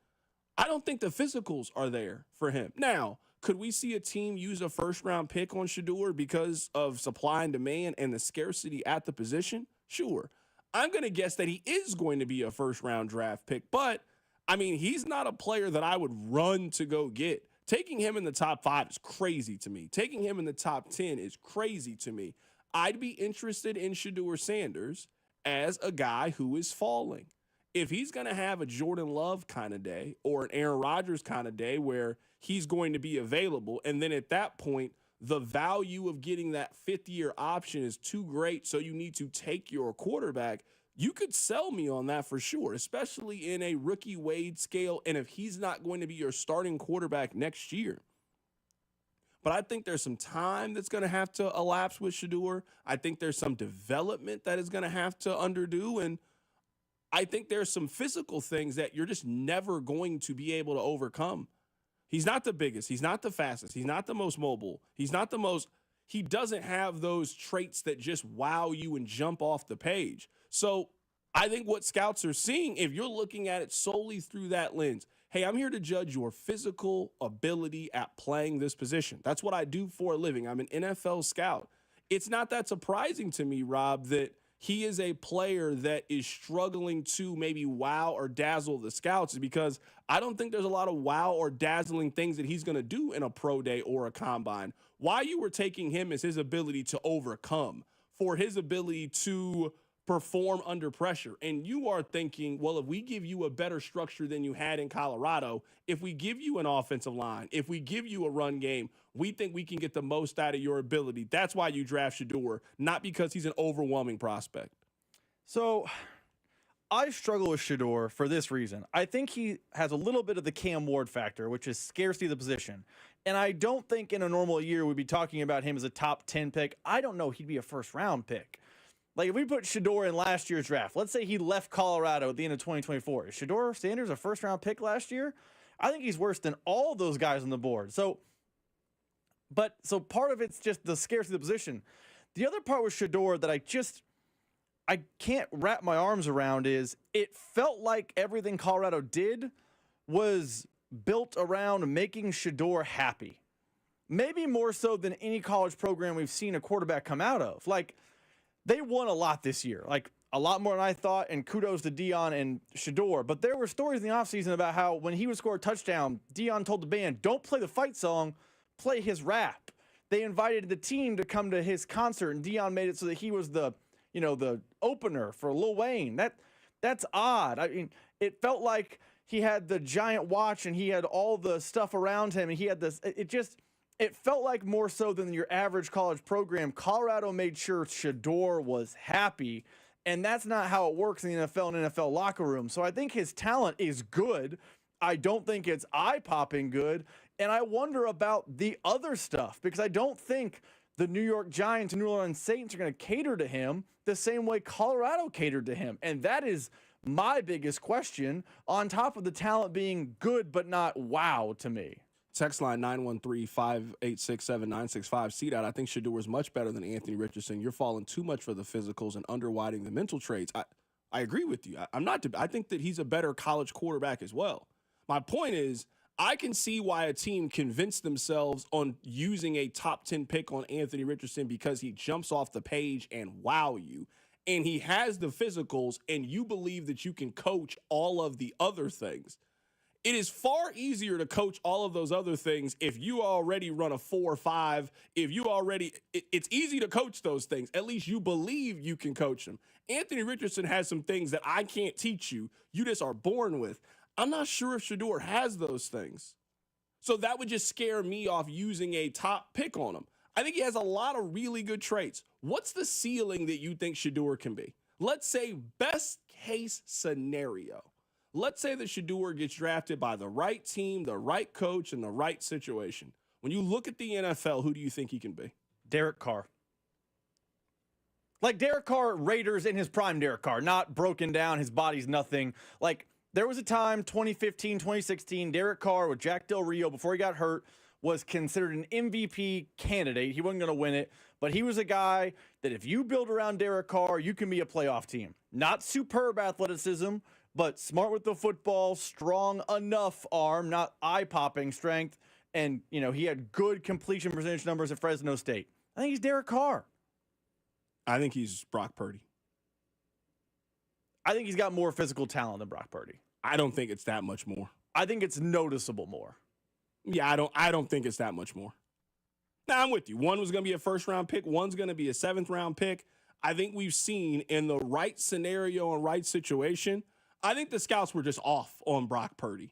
Now, he probably shouldn't have been a first-round pick. Brock Purdy should have been in the top 3 rounds. I think the only reason we're having this conversation about Shador is because there is such a big gap between 1, 2, and 3 at quarterback and then where you are at 4. This, to me, feels like a year in which we're going to see 3 quarterbacks go in round 1, and then the next quarterback doesn't go until the 5th round. Kind of like what we saw last year. Bo Nix was the 12th overall pick in last year's NFL draft. The next NFL quarterback was not drafted until pick 150 last year. There was a big gap from the top prospects in the NFL draft to all of those other guys. I kind of think that's how this year is going to be. And I think that's propping up Shador just a little bit. I would use a first-round pick on Shador because of supply and demand and all of those things. And I don't really think it's that much of a knock if you miss it anymore. I'd feel very comfortable drafting him in the 20s, though. If I get Shador at 24, I feel great about it. We'll have you sit for a year, we'll develop you, and we'll see if we have something. I'd be very, very uneasy if I had to use a higher pick on what I think he is as a physical prospect. Let's get back to the Royals here. We're very happy to be joined by a friend of the show, Jacob Milham. He does fantastic work with Kings of Kaufman. Kind of recapping this recent skid for the Royals. Jacob, how you doing, my man? I'm doing just fine. How about yourself, C-Dot? I'm doing great, man. Let's start with this. Do you want to start with the offense or Angel Zerpa? Both cost them yesterday. Well, you know what? I'm going to go ahead and talk about Zerpa first. So it is. I mean, he is kind of rightfully drawn the ire of Royals fans over the past 24 hours.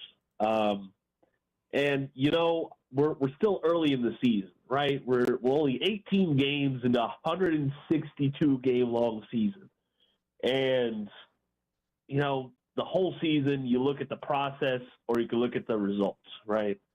And either whether or not you look at the results or the process first, Otto Zerpa was the wrong choice. He has not been good this year against left-handed batters. And frankly, he hasn't been great against them across his entire career. And that was the man that manager Matt Quatraro went to. It didn't look good in retrospect, and I think they just have to wear that on the chin, you know? This is the same argument that Rob made as well, is that he just thought there were better options out of the bullpen. What would you have done if you were Matt Quatraro in that scenario? Who would you have placed in the game other than Angel Zerpa? So here's the tough part about where the Royals are right now in that situation. The Royals have not scored more than 4 runs in nearly 2 weeks. And they've scored like 24 runs in the last 11 games. Just absolutely anemic. So when you look at it and you have a 2-0 lead over the New York Yankees, I'm sorry. I think you have to, if you want to win that game, you can't try and trust a reliever who has not gained that trust. And frankly, I would have tossed Lucas Erceg in there for 4 outs. Get that last out that inning, come back out for 3 more, and keep it moving. That's, unfortunately, there's just no margin for error with this bullpen right now because the run scoring department is so dreadfully anemic right now, Carrington. That's just the reality. Yeah, that's kind of where I am. And when Rob wanted to discuss this is, I think both things are true. But my point is, I guess my analogy from earlier is a better way of putting it. When you watch a football game and the score is 13-10 at half, nobody thinks that 13 is enough to win the game. You expect there to be more points to be scored, where if you're the Royals and it's 2-0 heading into the 6th inning, you just got to assume that you're not shutting out the Yankees for that day. You might end up doing it, but this is the team that is 2nd in runs scored in baseball this year. They're probably going to get to 4 or 5, so you got to continue things. That yes, we can single out Angel Zerpa, but I think you just made the point that the expectation is that the rotation and the bullpen has to be perfect late in games, and that's just not realistic to carry an offense right now that's not carrying its fair share. No, not at all. I mean, you go and you look at the rankings, and in my mind, in today's baseball, you kind of expect each team to score about 4 runs per game. I think that's about the league average right now. Right now, the Royals are averaging barely over 3 runs a game, and this is 18 games into the season. Now that they've had some offensive outbursts, they had that 8-2 win over the Orioles at home, but since then it has not been good, and fans' frustration has been mounting since that last good showing at the plate because it highlights some of the other shortfalls in this team. You know, Chris Stratton can go out there and give up, say, 2-3 runs for the Philadelphia Phillies on any night. And those fans can kind of trust, well, maybe, you know, the Phillies can pick that up. They can cover up that mistake. And that's just not the reality in Kansas City. There's no quick fix to scoring runs right now. And that's just making more of the other so-so areas on this roster shine even brighter. Right now, we're talking to Jacob Milham joining us on the show. I'm not sure if you heard the stat that we had a couple of days ago, but in the 50 games leading up to the Vinny injury, the Royals had scored 249 runs. In the 50 games since the Vinny injury, so since the hand injury, they had scored 143 runs. Like, they are 2 completely different offenses that they scored. Is it just the Vinny injury, or what has changed from an offense that in June and July was one of the more potent and premier offenses in the American League to this just isn't a early season struggle for this team? It's really been a 2-month struggle if you date back towards September of last year. Yeah, so that's the reality of the fact is I want Royals fans to take themselves back to February, right before spring training. You were looking at what this team did in the winter. I think that 4 out of 5 fans were okay. They weren't overjoyed, but they were okay with what the Royals had done to address the lineup because they trusted that Bobby was going to produce MVP level numbers again. But they also trusted that Vinny Pasquantino was going to carry over the RBI production that he had in 2024. They were going to trust that Salvador Perez could continue turning back the clock after a kind of a career worst 2023 season. They trusted that those two guys who really overperformed is an understatement for what Vinny and Salvi did in 2024. Fans trusted that those two guys could do that again and power that run-scoring effort that you're talking about, CDOT, and they were okay with it. Right now, it's hindsight is 2020, and you can say everything about the Royals should have added another bat. They should have done this. They should have done that. But the reality is they didn't because they trusted that Vinny and Salvi were going to be able to get it done once again. And just right now, they're not. Neither one of those guys is getting it done right now, and that has to be frustrating for the fan base and in the clubhouse. I think that's at least my problem with all of this is I think there are two stances to have right now with the Royals, and I'm sure you've seen it on your website. There is a group of the Royals fan base that thinks that people are overreacting because it's so early on in the season. And then I think there's the other group that is simply playing the wait-and-see game. We know Salvi, we know Vinny, we know Bobby Witt. Those guys are not going to hit like this. Jonathan India, they are going to help turn things around. I think what has been frustrating, at least in the early part of this, is a lot of the pitfalls that they have run into, they were very easy to predict. Whatever questions that you had for this team on February 16th, all of those questions are now their biggest problems as we sit here on April 16th.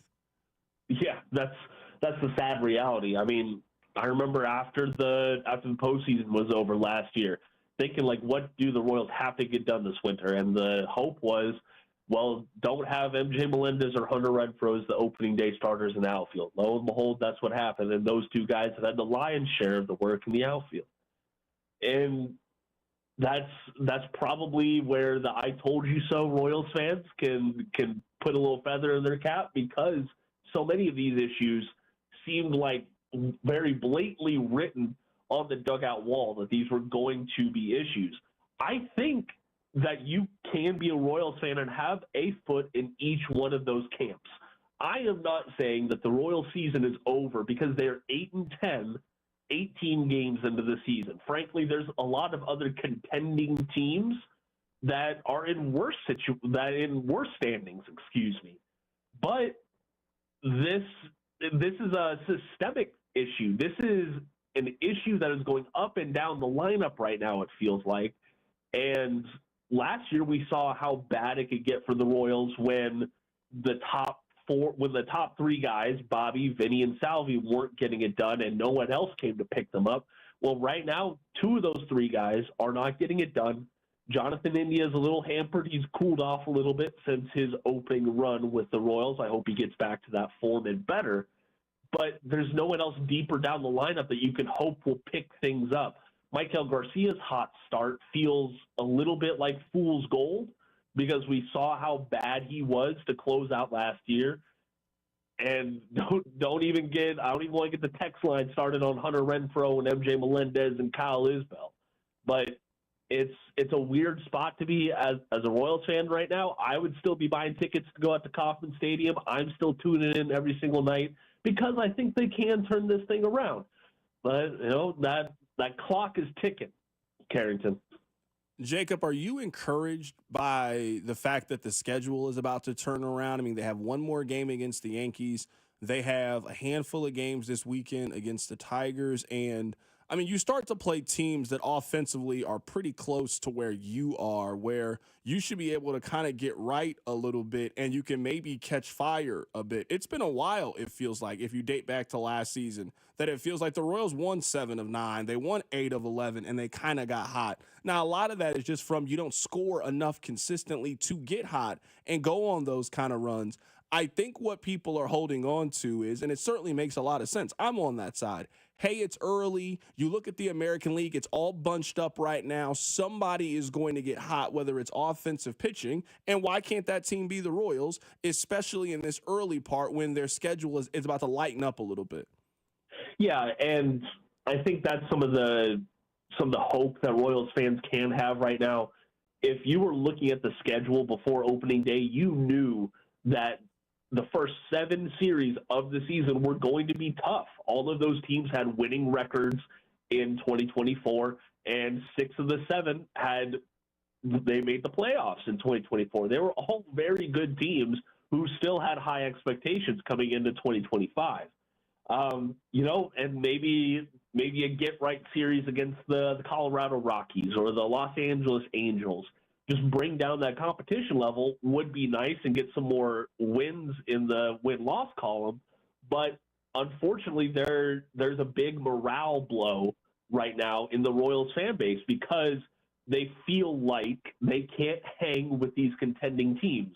They can't hang with the Yankees or the Brewers or the Guardians.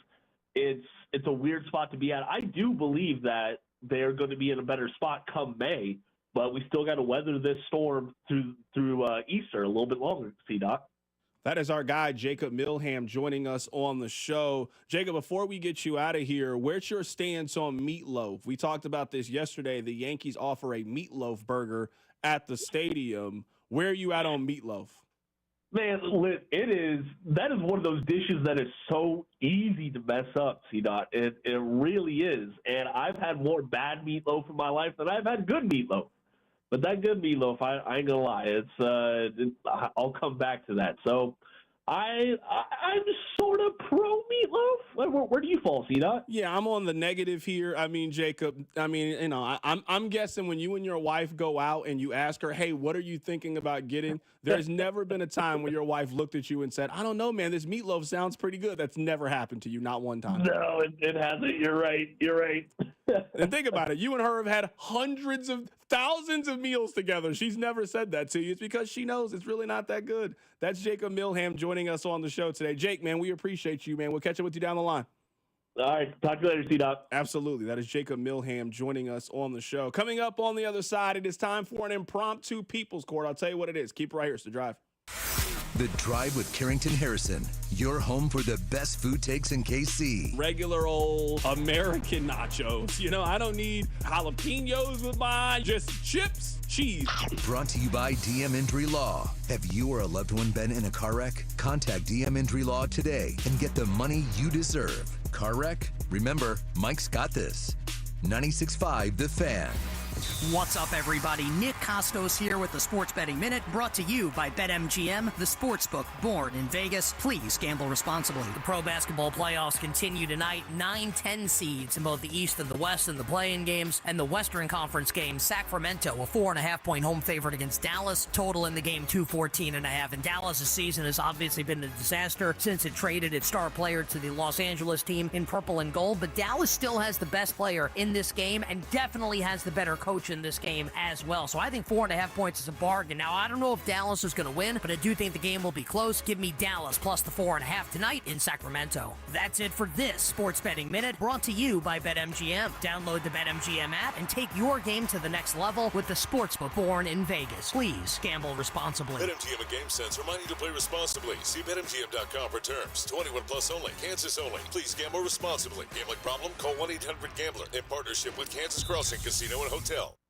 There are some exciting new menu options at Gates Barbecue. It's Carrington Harrison here from The Drive, telling you about my favorite barbecue restaurant in town. Check out the Gates Burnt E Mac. It is some delicious mac and cheese that is topped with some Gates Burnt In. It's a meal all by itself. You also can get the onion ring split, so you get a little bit of that classic Gates fries. You also get some of their delicious onion rings. They also have the chicken link, which I had it a couple of days ago. Absolutely tender. It's got that classic Gates flavor, that seasoning to it. It's definitely worth checking out. It's getting warmer outside, so that means you are taking the grill out of the garage and you are planning on cooking for yourself. So make sure you got some of that classic Gates sauce and seasonings for whatever your meal is. We're also heading into the summer and the spring, so the next time you go to the grocery store, make sure you're equipped for all of those things and make sure that you include Gates Barbecue. You don't have to just do that. Maybe you're still trying to figure out dinner plans. Go in today and make sure that you have that taken care of. There's a lot of barbecue options in town, but there's one that is a cut above the rest, and you know where it is. It's Gates Barbecue.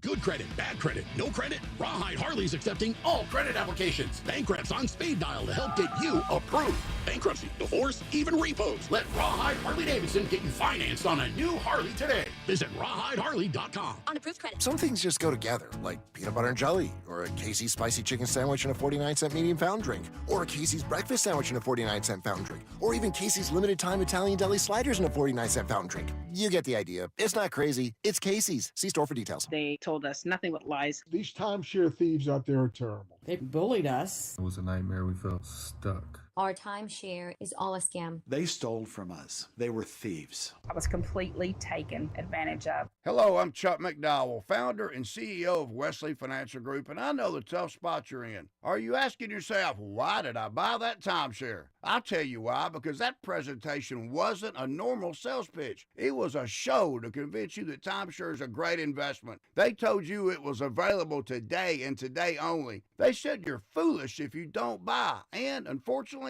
you believed them. We get over 3,000 complaints a week from folks just like you that were misled into buying a timeshare. Give us a call. I guarantee if we take you as a client, we will cancel your timeshare or you'll pay nothing. Call now for your free information kit. 800-328-9696. 800-328-9696. 800-328-9696. As men get older, our bodies change. We all know that, and often we just accept the changes as the way it is. But some of those changes, such as bad sleep patterns, low sex drive, brain fog, no energy, and reduced gains in the gym, could be due to low testosterone. And that is something you can change. This is Jeff for Heartland Men's Health. And even if you're in your 30s, if you're experiencing some or all of the symptoms I just noted, you very well may need low testosterone treatment. With our treatment protocols, if you're like most men, you'll be amazed at the change. You'll have more energy, improved mental clarity, your sleep will be better, so will your workouts, and you'll likely find that your sex drive increases too. So give us a call today and make the change for good. Your initial visit is just $99 and includes blood work and a medical consult. And if you start on treatment the day of your appointment, your visit is free. Call 844-447-6600. That's 844-447-6600. Or go to heartlandmenshealth.com. We have 3 offices to serve you. Heartland Men's Health, a Promenic restorative health practice. Whether you're digging a pond, clearing brush, grading property, or doing demo, Foley Equipment, your local Caterpillar dealer, is your one-stop shop. Buy or rent, Foley Equipment has the machines you need to get the job done. And right now, Foley has 0% financing on new cat skid steers, mini excavators, and compact track loaders. Stop by any Foley Equipment location today or visit us at FoleyEQ.com. That's FoleyEQ.com. Royals coverage sponsored by Park & Go, the best deals on airport parking. Step up to the plate and hit a home run with Casey's best airport parking. It's Park & Go. Great service, low price, zero hassle, open 24/7, and all spots are covered. Don't get caught looking. Strike 3. Reserve your spot today at bookparkandgo.com. Here's traffic, brought to you by DM Injury Law. Have you or a loved one been in a car wreck? Contact DM Injury Law today and get the money you deserve. Car wreck? Remember, Mike's got this. Vehicle fire with the right lane closed westbound 70 just past 635, the Metro's northwest side. And debris in the roadway stopping traffic eastbound 435. That's the exit to the State Line Road. I'm Lori Pearson, 96.5, The Fan Traffic. You're listening to The Drive with Carrington Harrison on 96.5 The Fan and the Odyssey app. All right, we're going to get back to the People's Court in a bit, but I want to talk about this story that has kind of been circulating around the city for the last couple of days or so. There are very few things that I think get all of us, especially here in Kansas City, to all come together. Now, some of this is just learned behavior. We have just lived here long enough that you start to expect certain things. So I live downtown, so I've been affected by this. If you want to go down to the River Market, there have been a lot of controversy about the crossroads. The new parking on the street rules are ridiculous. They're ridiculous. I don't think there's any way to argue that. I don't think there's any way to defend it.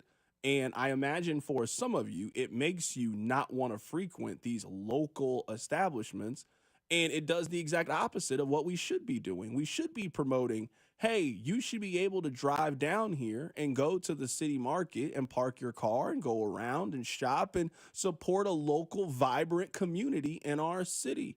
You should want to drive down to the crossroads and have brunch and go grab a drink and eat and shop at the local stores. And you shouldn't feel like you can't park your car, or if you do, you got to pay $10 to park on the street. Now, maybe your argument is going to be, well, that's what they do in Dallas or New York, but that ain't where we live. That's not where we live. We live in Kansas City. This usually isn't something that you have to pay for. And the fact that it feels like they are trying to nickel and dime us, it just doesn't make anybody feel good. I believe that's a story that we should all come together. This is a story that I think we all can sign up for. Did you hear the story about those kids that got their car towed from prom? They were told they could park somewhere. They then parked at this place. At least this is my understanding.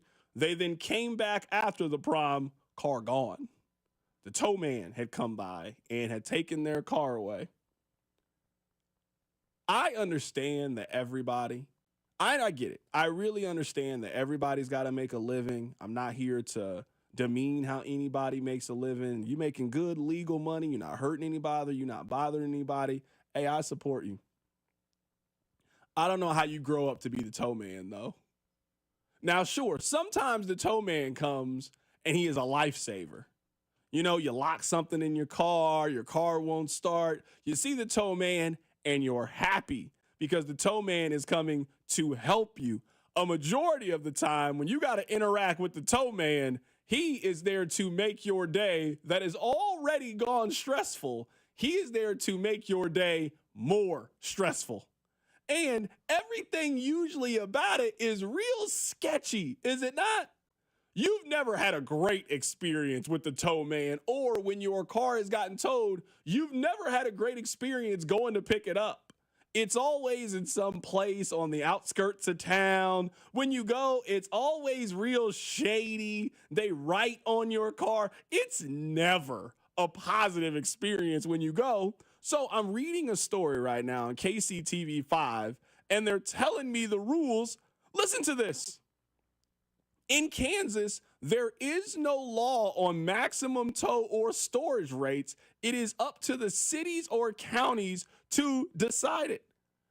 It then goes on to say that there are other protections for the consumers that are lacking. The tow company is not required to accept your credit card if you are in the state of Kansas. They also are not required to have a 24/7 service to give you the ability to go pick up your car. Because if your car has ever been towed, I know you've been in this situation. You find out your car gets towed. It stinks, right? No one wants their car towed. It stinks when your car gets towed. You then figure out, you maybe thought that your car was stolen. Now you call and you figure out the tow man's got your vehicle. Well, now you can't pick it up because it's 11 o'clock and you can get it in the morning, but guess what they're going to do?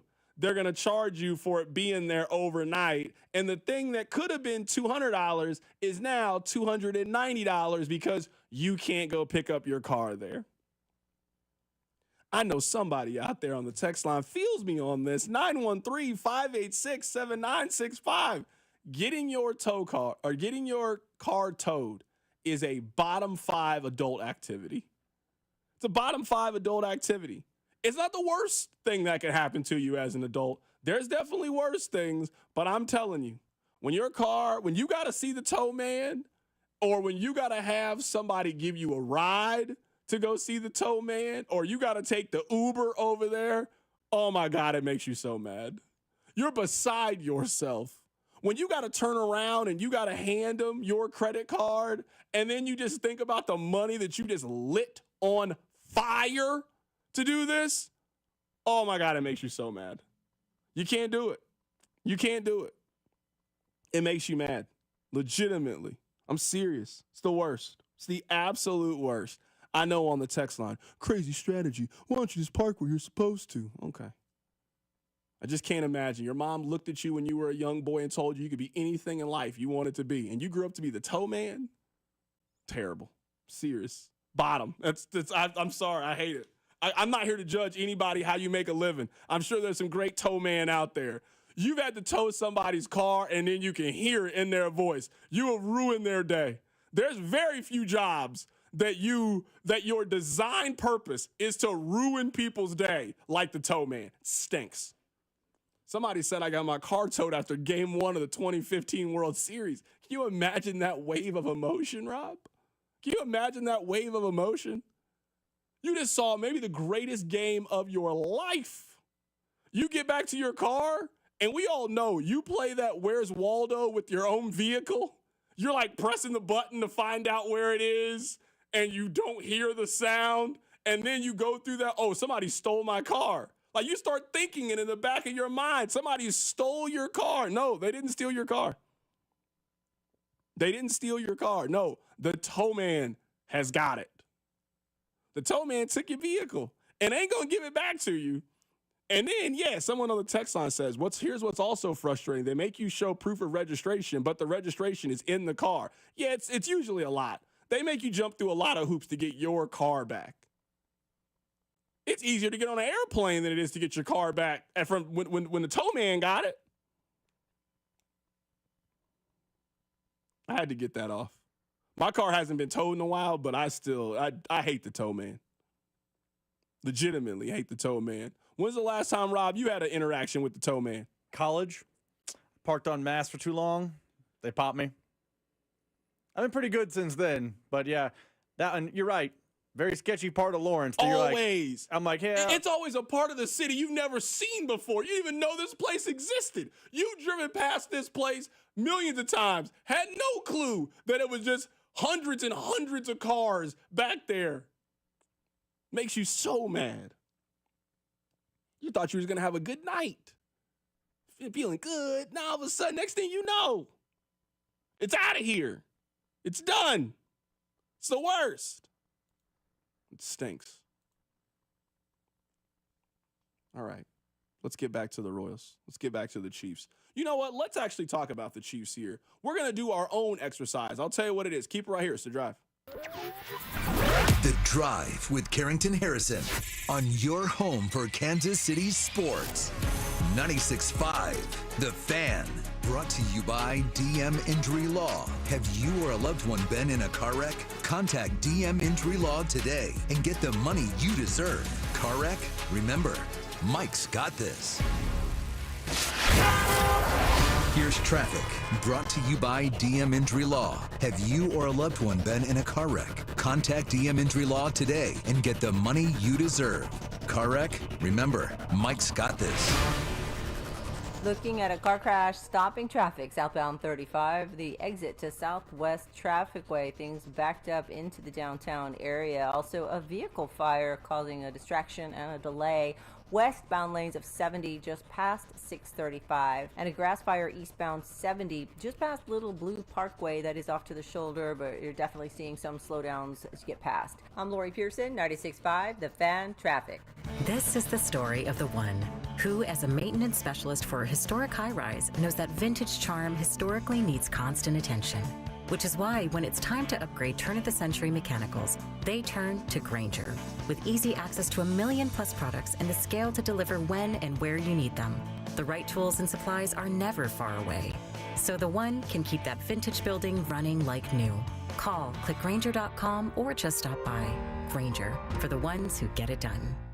Okay, raise your hand if you want to make your life a little bit easier. Great. Now raise your other hand if you like to be comfortable. Perfect. Now that you have both hands raised, imagine putting on your shoes. And that, folks, right there is your answer to an easier, more comfortable life. Go hands-free with Skechers Slip-ins. This is footwear you don't need your hands to put on. They can be raised in the air, and you can just step it and go. Why don't you experience what people can't stop talking about? Life-changing Skechers Slip-ins. Get your Slip-ins at a Skechers store, Skechers.com, or wherever stylish footwear is sold. For more than half a century, contractors and trade professionals have relied on WeatherGuard for heavy-duty truck and van storage equipment, not just to protect their tools, but to protect their professional reputations. Whether it's inside or outside of work vehicles, a WeatherGuard badge means pros can trust that their hard-earned name is in good hands. Since 1968 and every day since, WeatherGuard has been protecting anything it takes to build a professional reputation. WeatherGuard, established in 1968, proven every day.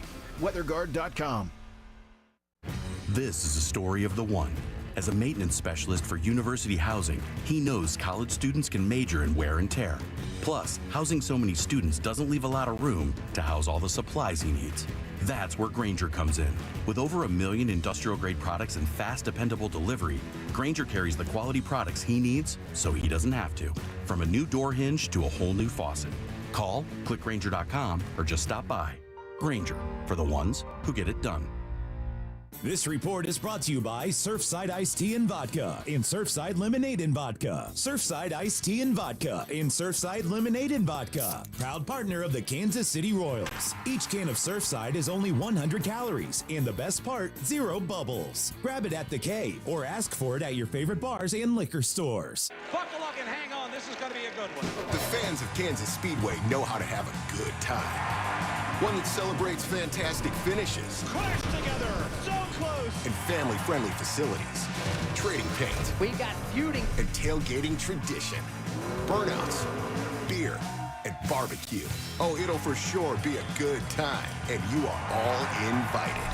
NASCAR weekend at Kansas Speedway, May 9th through the 11th. Get your tickets now at kansasspeedway.com. Hey there, I'm Jack. And I'm Stag. We're just two deer that want to make sure you know it's deer season at your authorized John Deere dealer. The deer season that saves bucks. You know, like us. Yeah, you can get $3,000 off select John Deere machines. No early wake-up calls or tree stands required. Just a trip to your authorized dealer before June 2nd. If you ask us, it's the only deer season worth celebrating. Visit johndeere.com/deer season to find an authorized dealer and for complete finance details. Man, are you over 40 and struggling with low energy, not feeling like yourself? Low T Center's testosterone replacement therapy is the solution. Get started today by visiting one of our conveniently located clinics. Meet a medical provider and get back to feeling your best. This April only, the consultation is free. Treatment is tailor-made just for you and is covered by most major insurance. Get treated at our centers or from home. Why wait?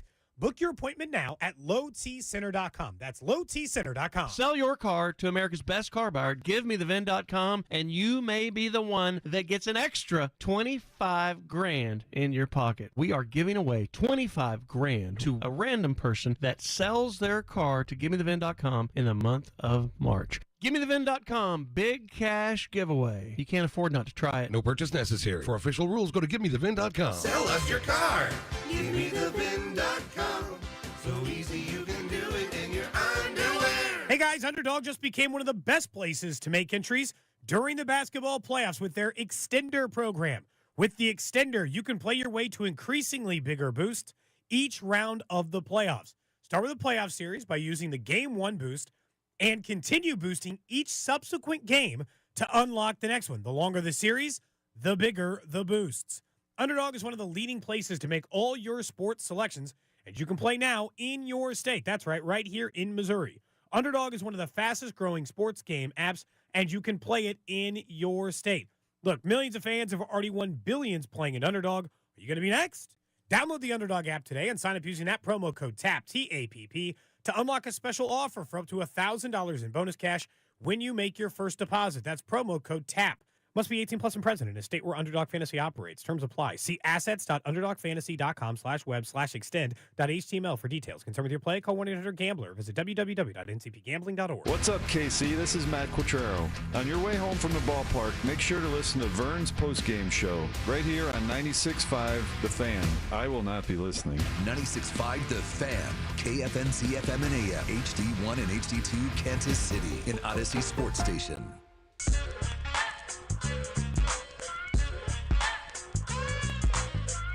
Welcome back into the show. For those of you that are just tuning in, we were talking about a story. There were 4 cars that got towed during Ray-Pec. They had a high school prom. And there were 4 cars that they just went out and towed. These kids are outside. They're trying to enjoy their night. This is supposed to be a great night, a memorable night for you. And then you walk outside and you're expecting to get in your car. Maybe you guys got other plans. You're about to head to another function. Nope. You got an evening with the tow man. We were going through some of the rules in the state of Kansas, and really there are no set of rules. They got your car. They kind of make the rules. They can determine it. Not being required to accept credit cards is wild in 2025. Wild. Wait, you're telling me it's 4:50 now? I got to go to the ATM? Like, you've really just made this even more of an inconvenience than what it already is.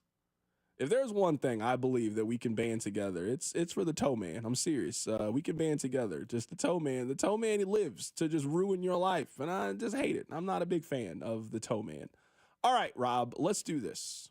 I want to kind of go back in history just a little bit. We'll do this more specifically with the Chiefs coming up in a little bit, but let's take a look at some of the first-round quarterback draft classes that we've had, and I want to get your opinion on them as now we've had a little bit of time. So last year, we had Caleb Williams, Jaden Daniels, Drake May, Michael Penix, J.J. McCarthy, and Bo Nix. So we saw 6 quarterbacks taken in the top 12 picks last year. Now, Caleb Williams, I think, is off to a little bit of a rocky start, but I'm pretty optimistic about him heading into this season. I believe they're going to get a running back to pair with him. You got him, Ben Johnson. The Bears are going to be a very popular wild card pick, kind of like how they were last year.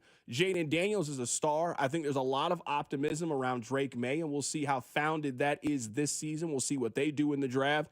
Didn't get a chance to see enough of Michael Penix. Didn't get a chance to see J.J. McCarthy with the injury. And Bo Nix, you and I talked about this yesterday. I think that Bo Nix is a far better NFL quarterback than I expected him to be. Now, is there more? Is there another step from Bo Nix this season? Obviously, that remains to be seen. But last year, there was a lot of hype and intrigue around that quarterback class with 6 of the top 12 picks being quarterbacks. And I think it was all founded. I think that's a really good quarterback class last season that we have with a potential star in Jaden Daniels. And I would say 2 possible other really good quarterbacks with Caleb Williams and Drake May. And obviously we'll see how the other 3 careers turn out. Part of it is that draft class gets the advantage of previous draft classes of it's still so new that you feel like the jury is still out in a positive way on all of them. Drake May showed me something. Michael Penix showed me something. Bo Nix and Jaden Daniels are obviously good quarterbacks in the league. Jaden Daniels, I think, is going to be a star in this league. And the only rocky one was Caleb Williams. And I think part of the rockiness was people had very high expectations for him coming out of USC, and he just struggled a little bit out the gate. Like, this is what happens after year 1. You kind of feel like, oh, you don't know what you don't know, but you feel good about the early returns on that quarterback draft. It's interesting because in 2023, Bryce Young was the number 1 overall pick. C.J. Stroud was number 2. Anthony Richardson went number 4 overall. These 3 quarterbacks are all in very different places in their career. I'm sold on C.J. Stroud. You're not as sold on C.J. Stroud, as I am. But I think that Stroud is a pretty good quarterback, and last year the infrastructure around him, maybe more specifically their offensive line, just wasn't there to be good enough. Bryce Young, I thought his career was lost. I thought his career was lost for most of his early start. He kind of showed you something the second half of the season, that at least this is, if we had to make a list of the most important quarterbacks heading into this season, who is this year most important for, I think that Bryce Young is near the top of the list. I think he's near the top of it.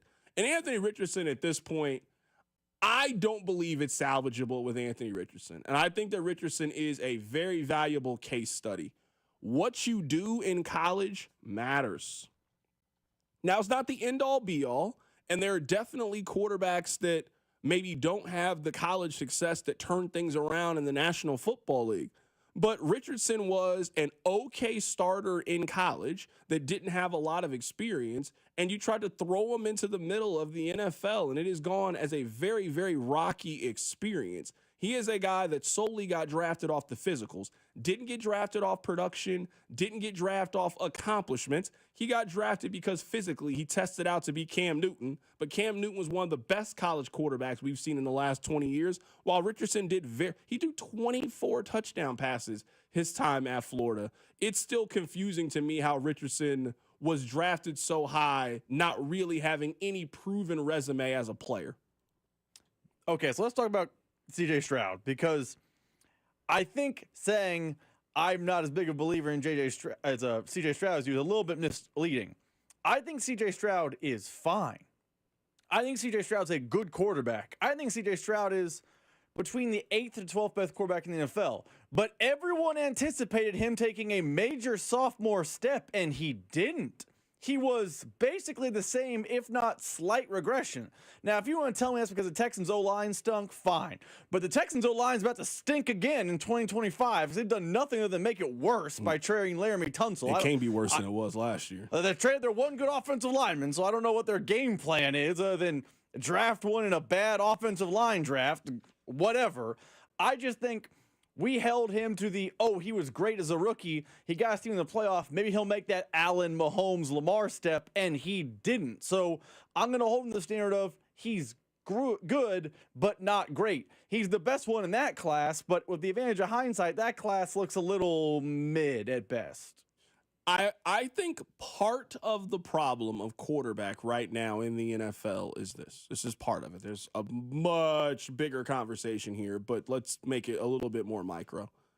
It's the fact that basically for 2 years in the NFL, we had to throw away a draft class. Now, some of that I think is COVID.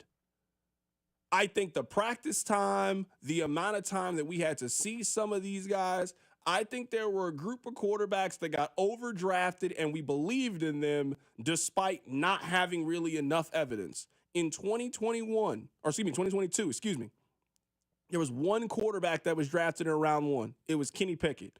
All the draft people told us that draft class was bad, and it ended up being bad. These were the top 5 quarterbacks drafted that year. Kenny Pickett, Desmond Ridder, Malik Willis, Matt Corral, and Bailey Zappi. If those are the top 5 quarterbacks that are drafted, we don't got to spend too much more time talking about it. None of these guys are starters in the league. It is a bad class. It is only saved because Brock Purdy is in that draft class. You then go to 2021. You remember, this is coming after COVID, so guys played years in which they didn't have fans, or it was a weird time, I think, in evaluating draft picks. In 2021, there were 5 quarterbacks drafted in round 1.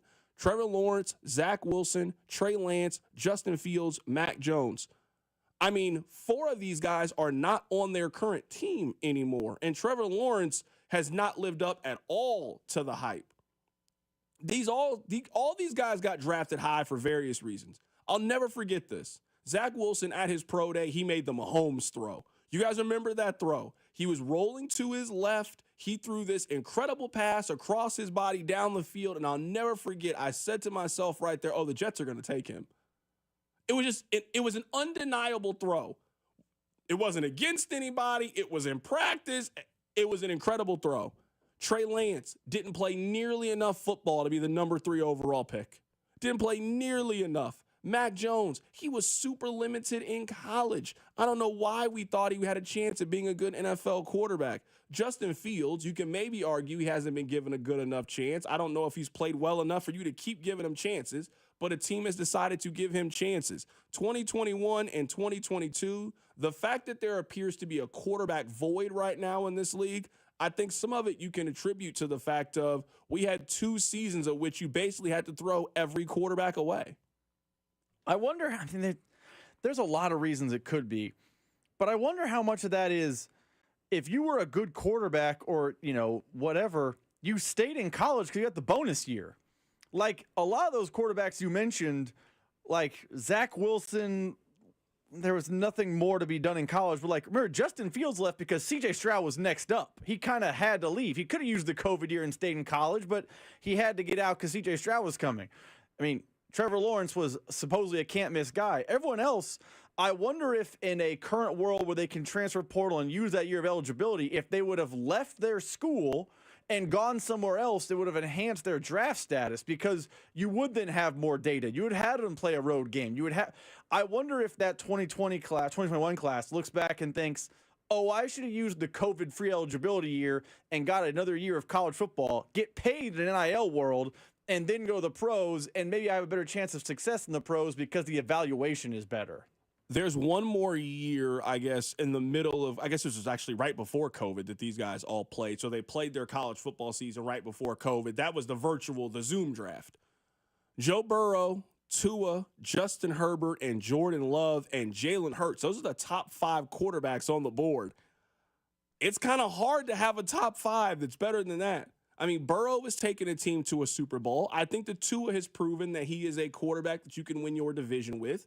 You have a chance to maybe win a playoff game. Tua's turned into a legitimate NFL quarterback.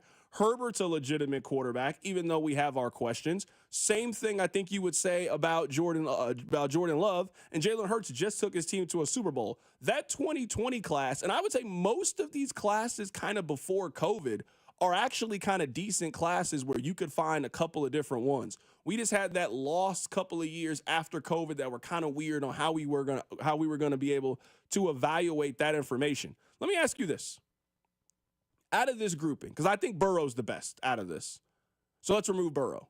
Tua, Justin Herbert, or Jordan Love. If you were starting a team tomorrow, who would you have as your starting quarterback? And let's remove Hurts from this category because he just won the Super Bowl. I think you should pick Hurts, even though some of you might take Justin Herbert. Out of those three other first-round quarterbacks, Tua, Herbert, and Love, if you were starting a team tomorrow, which one would you take? I think this is one of the easier questions you've asked me.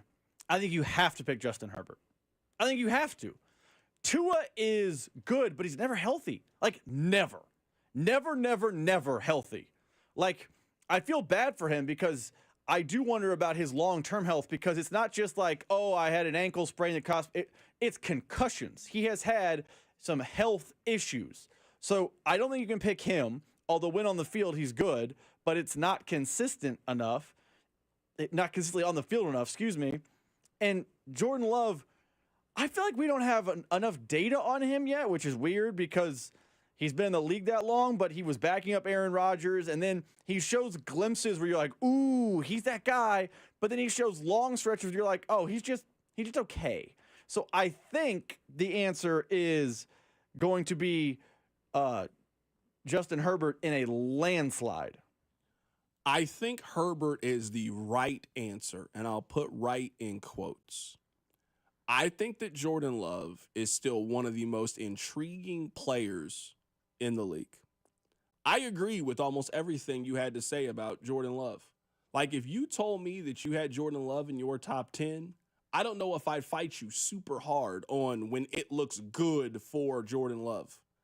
I also wouldn't be surprised if you were telling me at 28 years old, we come to the conclusion, hey, you're not winning anything of importance with Jordan Love. It's so hard to get a read on kind of where he is as a player. I like him. I'm a believer. With Herbert, and maybe this is putting way too much pressure on one player, one position, on all of those things, and I can live with that. I just expected at this point in his career, there would just be more. I just expected there would just be more than what there is. And it just feels like it's a lot of empty calories is what it feels like. You know what it feels like? He's Ball for the Hornets. LaMelo Ball. That's who he is. LaMelo Ball, if you put his numbers up, oh, man, he averages 25 and 8 rebounds and 8 assists, and he's going to be on SportsCenter and Ball is life, and he's going to put up all of these stats. Has LaMelo ever done anything since we have known him to help a team win a game? Has he played in a game that mattered? How would he handle these situations? That's kind of what it feels like with Herbert. It has always been somebody else on why they didn't win. At first, it was Brandon Staley. Then you needed this thing. Then you got him Harbaugh. And then they lost. Is he a quarterback that moves the needle? And is he going to be a reason why you do something? Is he a reason why your team passes the Kansas City Chiefs and wins the division? Can they make a deep run in the postseason? It's not like he's some young guy at this standpoint and we haven't got a chance to see him play and he hasn't got an opportunity. I mean, we're talking about a guy who has been a starter in the league now for 5 years, and he doesn't have anything to his name. Nothing. He's 27 years old, and all he has done is put up really good fantasy football numbers. That's all he's put up. He's put up really good fantasy football numbers. If you want to wait on a quarterback and you want to get one in round 8, Herbert's a really good one to get. He'll throw for 20-something touchdowns. He won't throw a lot of interceptions. He'll complete a lot of passes. I mean, there's certainly reasons to like Justin Herbert. Is he ever going to move the needle and be a legitimate contender to those top guys in the AFC? I don't think he's put himself in that conversation, even though the numbers say that he should. I mean, he's the epitome of empty calories, but like, they're just. I know Jordan Love has gone to the postseason, I believe twice, off the top of my head. Yeah, he has. But like, it just feels like that's a product of the environment more than him. Like, did we ever say the Packers have a chance to make some noise because they got Jordan Love? Last year, they were in the first round against the Eagles. They were almost as uncompetitive in that game as the Chiefs were. Like, he was not good. The year before that, I guess he was in the playoffs. I have no memory or recollection of it because he just existed in the playoffs. He was just there. Like, I know that winning matters, but I don't think he's winning at such a level that you're like, oh man, Jordan Love. I think they're the same player, but the physical traits and intangibles and all the measurables that we talk about on the draft are just so much better with Justin Herbert. And yeah, Justin Herbert probably won't do a lot of high-level winning, but I still think he's a better quarterback than Jordan Love. A lot of people are making the comparison to Phillip Rivers. I mean, at least Phillip Rivers went to a couple AFC championship games. I mean, at least. I mean, Herbert ain't won a playoff game yet. They haven't won a playoff game. He's never won his division. Justin Herbert has never done anything that you would get a T-shirt for in the league. Or he hasn't done anything that would give you any cause for celebration at any point in his career. He's just put up a lot of FanDuel numbers. I mean, he'll help you hit you over. If you want to put Justin Herbert to throw a touchdown in a parlay, yeah, he's probably going to throw a touchdown. I don't know if he's doing too much else outside of that. I mean, to be fair, Jordan Love does have a win.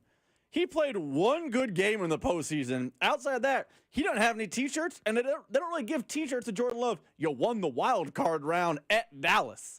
He doesn't have a division title, and he has the one win. Other than that, it's been mid-city for him in the playoffs. Like, he's done more winning than Justin Herbert, but let's not make it sound like he's peak Jordan and Herbert is Charles Barkley. No, they're very similar to the Spider-Man meme. I don't want to say that. One person has been a starting quarterback for 2 years and already has won. One has been a starting quarterback for 5 years and has 0 and has one of the biggest collapses in the last decade in the National Football League playoffs. You're right. Jordan Love has not accomplished a whole lot in the playoffs. That should let you know how bad it's been for Justin Herbert that this other guy is lapping you right now in terms of success and what they've been able to accomplish.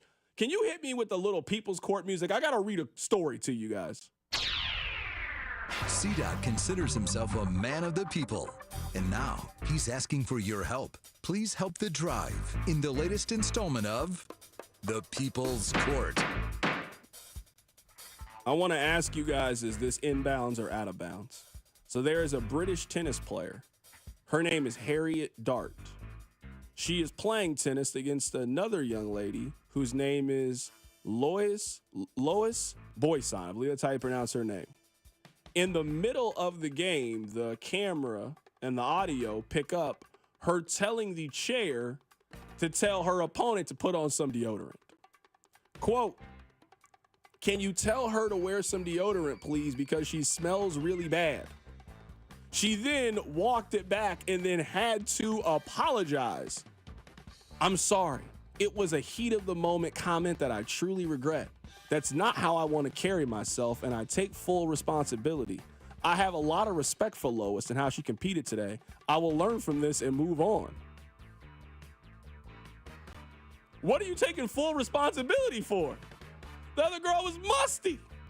You were doing a physical activity where you got to run and jump and sweat and do all those things, and your opponent is smelling ripe. What do you need to learn from? I don't have any problem with you you said it what you believe to be privately. You didn't go on and make fun of it. You were like, hey, tell homegirl to put on some Dove. Now, her opponent is having a lighthearted response. She tagged a picture of herself and she tagged it with Dove and said, "We need to collab." Now, that's the right way that you should play this if you're her opponent. But I don't know if you need to do all of that. I simply believe that you need to just correct the problem. I think that this young lady, Harriet Dart, I believe that she is inbounds. I don't think she went out of her way to try to embarrass her opponent. I think she was just simply keeping it real, and the microphone just picked up their exchange. Rob, how are you going to rule in this People's Court? Is Harriet inbounds or out of bounds in telling the chair in the tennis match to tell her opponent to put on some deodorant? Out of bounds. First off, I would imagine, I don't know this, but I would bet that athletes at the highest level are probably get sweaty and probably have a little bit of funk sometimes to them. I'm betting Mitchell Schwartz on a hot preseason game when he's going up against a guy in August is probably thinking to himself when he played for the Chiefs, oh, this guy's kind of stinky. That probably happened. Mitchell Schwartz didn't go tell the ref, my man doesn't have Old Spice on. What do we do here? It is part of the beast. I'm sure in the WNBA game, it's not smelling like roses out there. They don't go to the ref and say, hey, it doesn't smell like roses out here. Let's stop play. This is out of bounds. Good response by the girl to get the collab Instagram post, have some fun with it. But to tell the judge, I don't care if it got picked up by the mic, yes or no. The idea that she wanted, hey, that girl's got to put deodorant on because it's distracting me in a sport where you're not even on the same side of the court as her, out of bounds. This is why I'm going to disagree just a little bit. That's why I'm going to disagree with you. I mean, we've all played sports before. So there's certain smells. There's certain smells that you just get used to being in the locker room that you just got to put up with it, right? You're running, you're sweating, you're jumping. You know how bad it's got to be for you to comment on this? Rob, you know how bad this other girl had to be smelling for you to go up to the official? You went up to the ref. Hey, man. She got to put on a little bit of speed stick. She got to put on a little bit of speed stick here. You gotta be wild, ripe in that scenario. I don't fault this woman. If anything, I hate that people feel like they gotta apologize for everything. It was in the heat of the moment comment that I truly regret. What do you regret? Why do you regret this? That's not how I carry myself, and I take full responsibility. I have a lot of respect for Lois and how she competed today. I will learn from this and move forward. You can have a lot of respect for somebody and tell them, hey, man, go put on some deodorant. You can do both in this scenario. Harriet, I'm on your side here. We gotta quit normalizing, apologizing for everything when you didn't do anything wrong. I would like Harriet more if she didn't apologize and say, hey, it was in the middle of the game. I just said what I was feeling. I didn't mean any disrespect, but it was a problem. Hopefully we can move on. That's what I want Harriet Dart to do. All right, coming up on the other side, let's continue to get you ready for the NFL Draft, which is 8 days away. Keep it right here. It's The Drive. Hey, it's Cole Reagans from the Kansas City Royals. You're listening to The Drive with C-Dot on 96.5 The Fan. Brought to you by DM Injury Law. Have you or a loved one been in a car wreck? Contact DM Injury Law today and get the money you deserve. Car wreck? Remember, Mike's got this. As America's leading business lender, Bank of America is on your corner and in your corner, right here in Kansas City.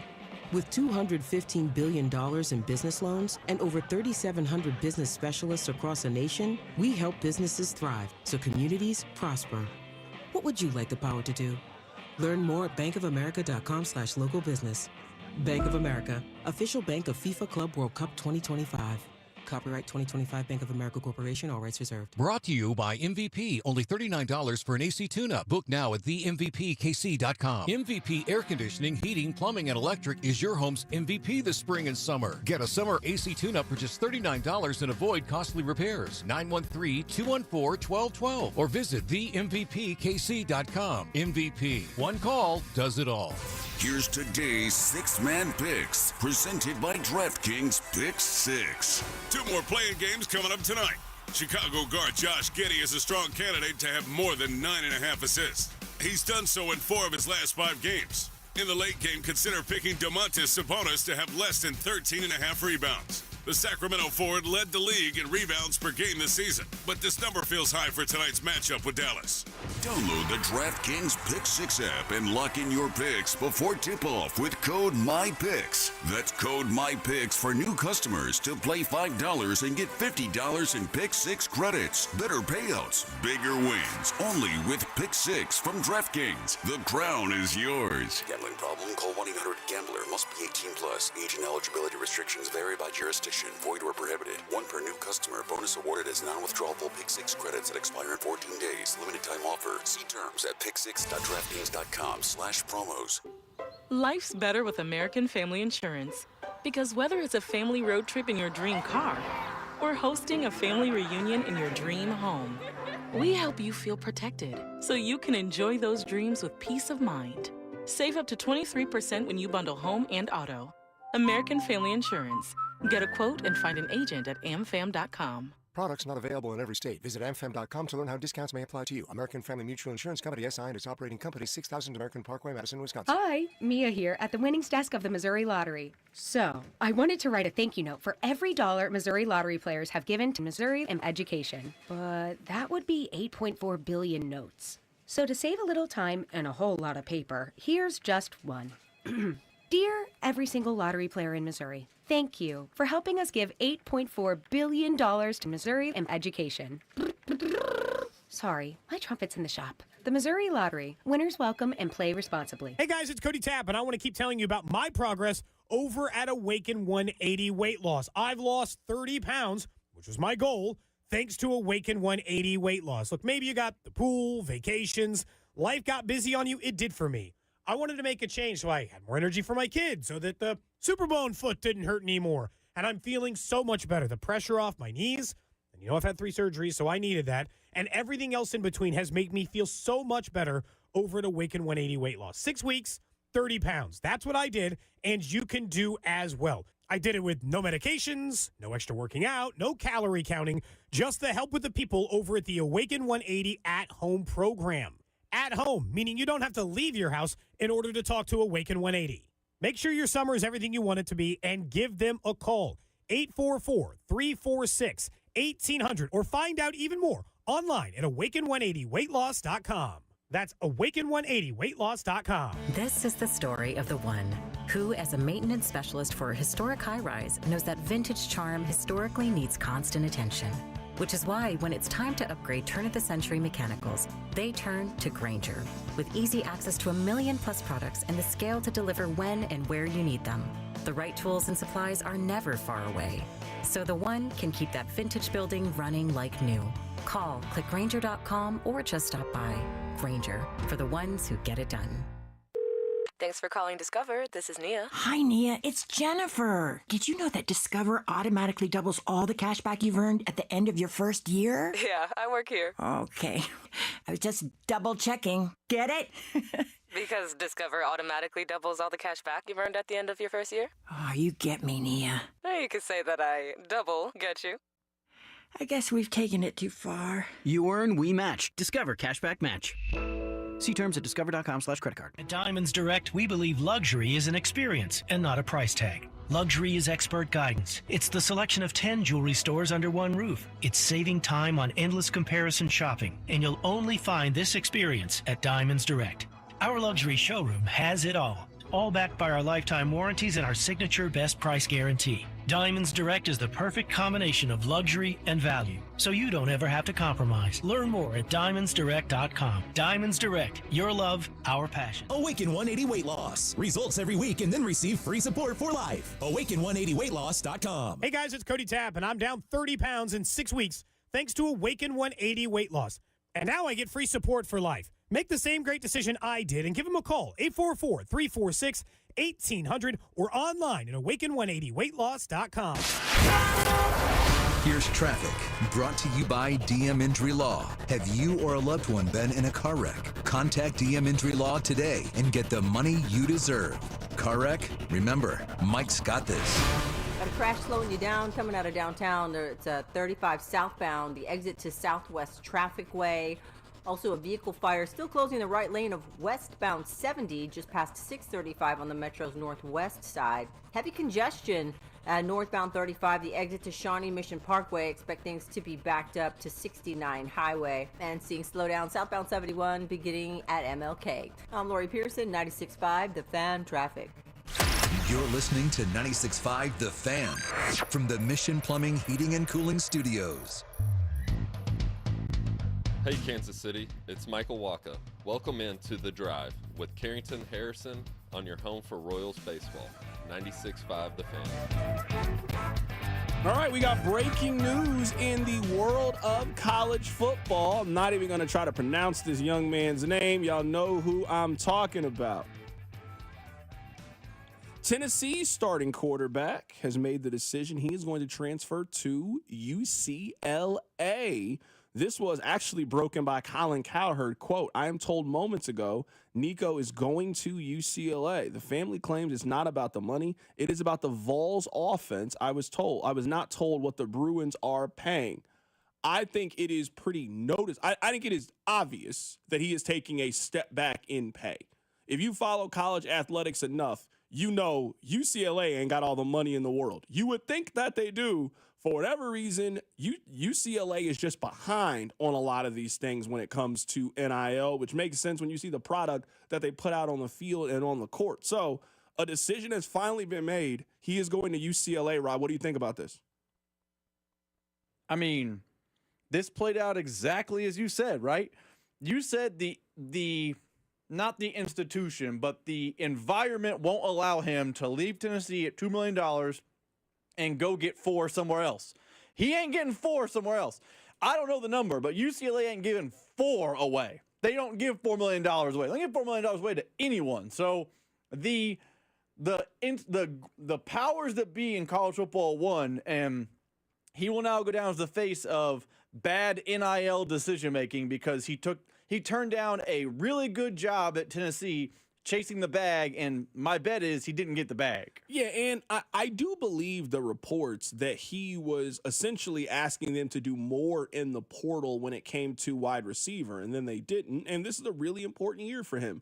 He has been a starter last handful of years at Tennessee. He is now heading into, this is his draft year. If you go out there and you ball out this season and you have a great year, you put yourself in a position to go on to the next level.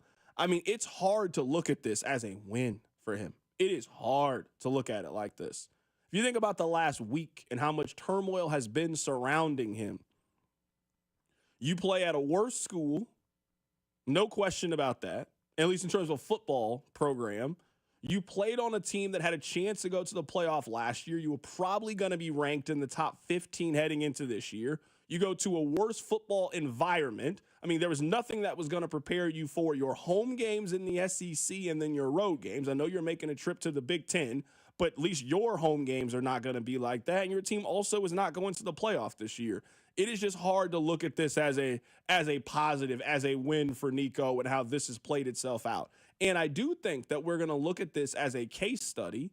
And I believe the next time this situation comes up, because trust me, this situation is coming up, a quarterback who feels like he is an NFL QB, has problems with the pay, has problems with how he's being compensated, and there's nothing that keeps you tied to that university. So I'm going to transfer. This situation is absolutely going to happen again. He played himself. No question. Played himself and how this situation has turned out for him. And he played himself and cost himself money. There's no way UCLA paid him $2.4 million. No chance that they did that. None. Now the question, like with everything in sports, where it's like, oh, so-and-so moved on. Let's see who's... The question will be, who is Tennessee still a playoff team with their backup quarterback or whoever they try to attract in the portal? Or does Nico... let's keep an eye on how Nico does at UCLA and how Tennessee's quarterback does, whoever that may be. Now, I know that, the way the portal works, fans on social media, Twitter, Tennessee fans are, dreaming big about guys they can attract over, whatever. But let's keep an eye on it because Tennessee was a playoff team last year and was going to be a playoff team, a fringe playoff team this year. Let's see if Nico is balling out of UCLA or if Tennessee's new quarterback does anything, because that's not what we watch. That's how this works. Yeah, I'm kind of just playing this scenario out with him and kind of how it has gone. I mean, if I was a team that had a good quarterback, I would be a little bit worried about how Tennessee is going to play this in the portal. That you're right. Maybe Tennessee feels like they are set. Hey, we're going to roll with our two guys that we have. Maybe they don't feel that way.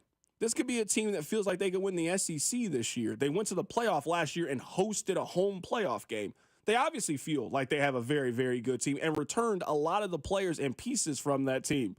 Now, I'm not saying they're coming to get somebody like Avery Johnson. I know there's been some rumors out there. Avery ain't going nowhere. K-State will make sure of it that he is more than happy and compensated to continue to stay there.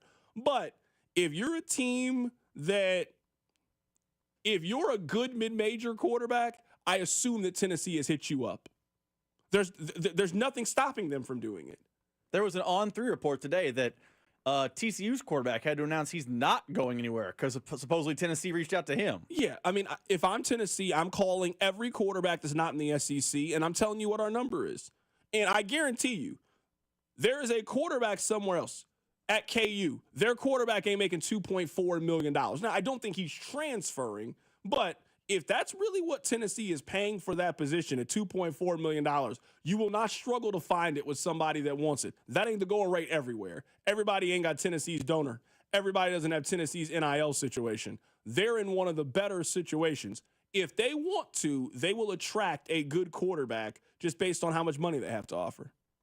I mean, it'll be fascinating because there has been a wave of group of 5 quarterbacks enter the portal. I know that we mentioned North Carolina earlier in the show. North Carolina is after, I believe it was Liberty's old or maybe not Liberty.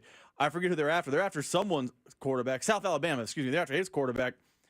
Tennessee can outbid North Carolina, so it's going to be fascinating how the portal shakes out. All right, coming up on the other side, let's get back to local. We'll get back to talking about the NFL draft and the Kansas City Chiefs. We went through some of the numbers and what I would like to see them do coming up next Thursday. That's coming up. Keep it right here. It's The Drive. The Drive with Carrington Harrison on your new home for Chiefs football. 96.5, The Fan, brought to you by DM Injury Law. Have you or a loved one been in a car wreck? Contact DM Injury Law today and get the money you deserve. Car wreck? Remember, Mike's got this.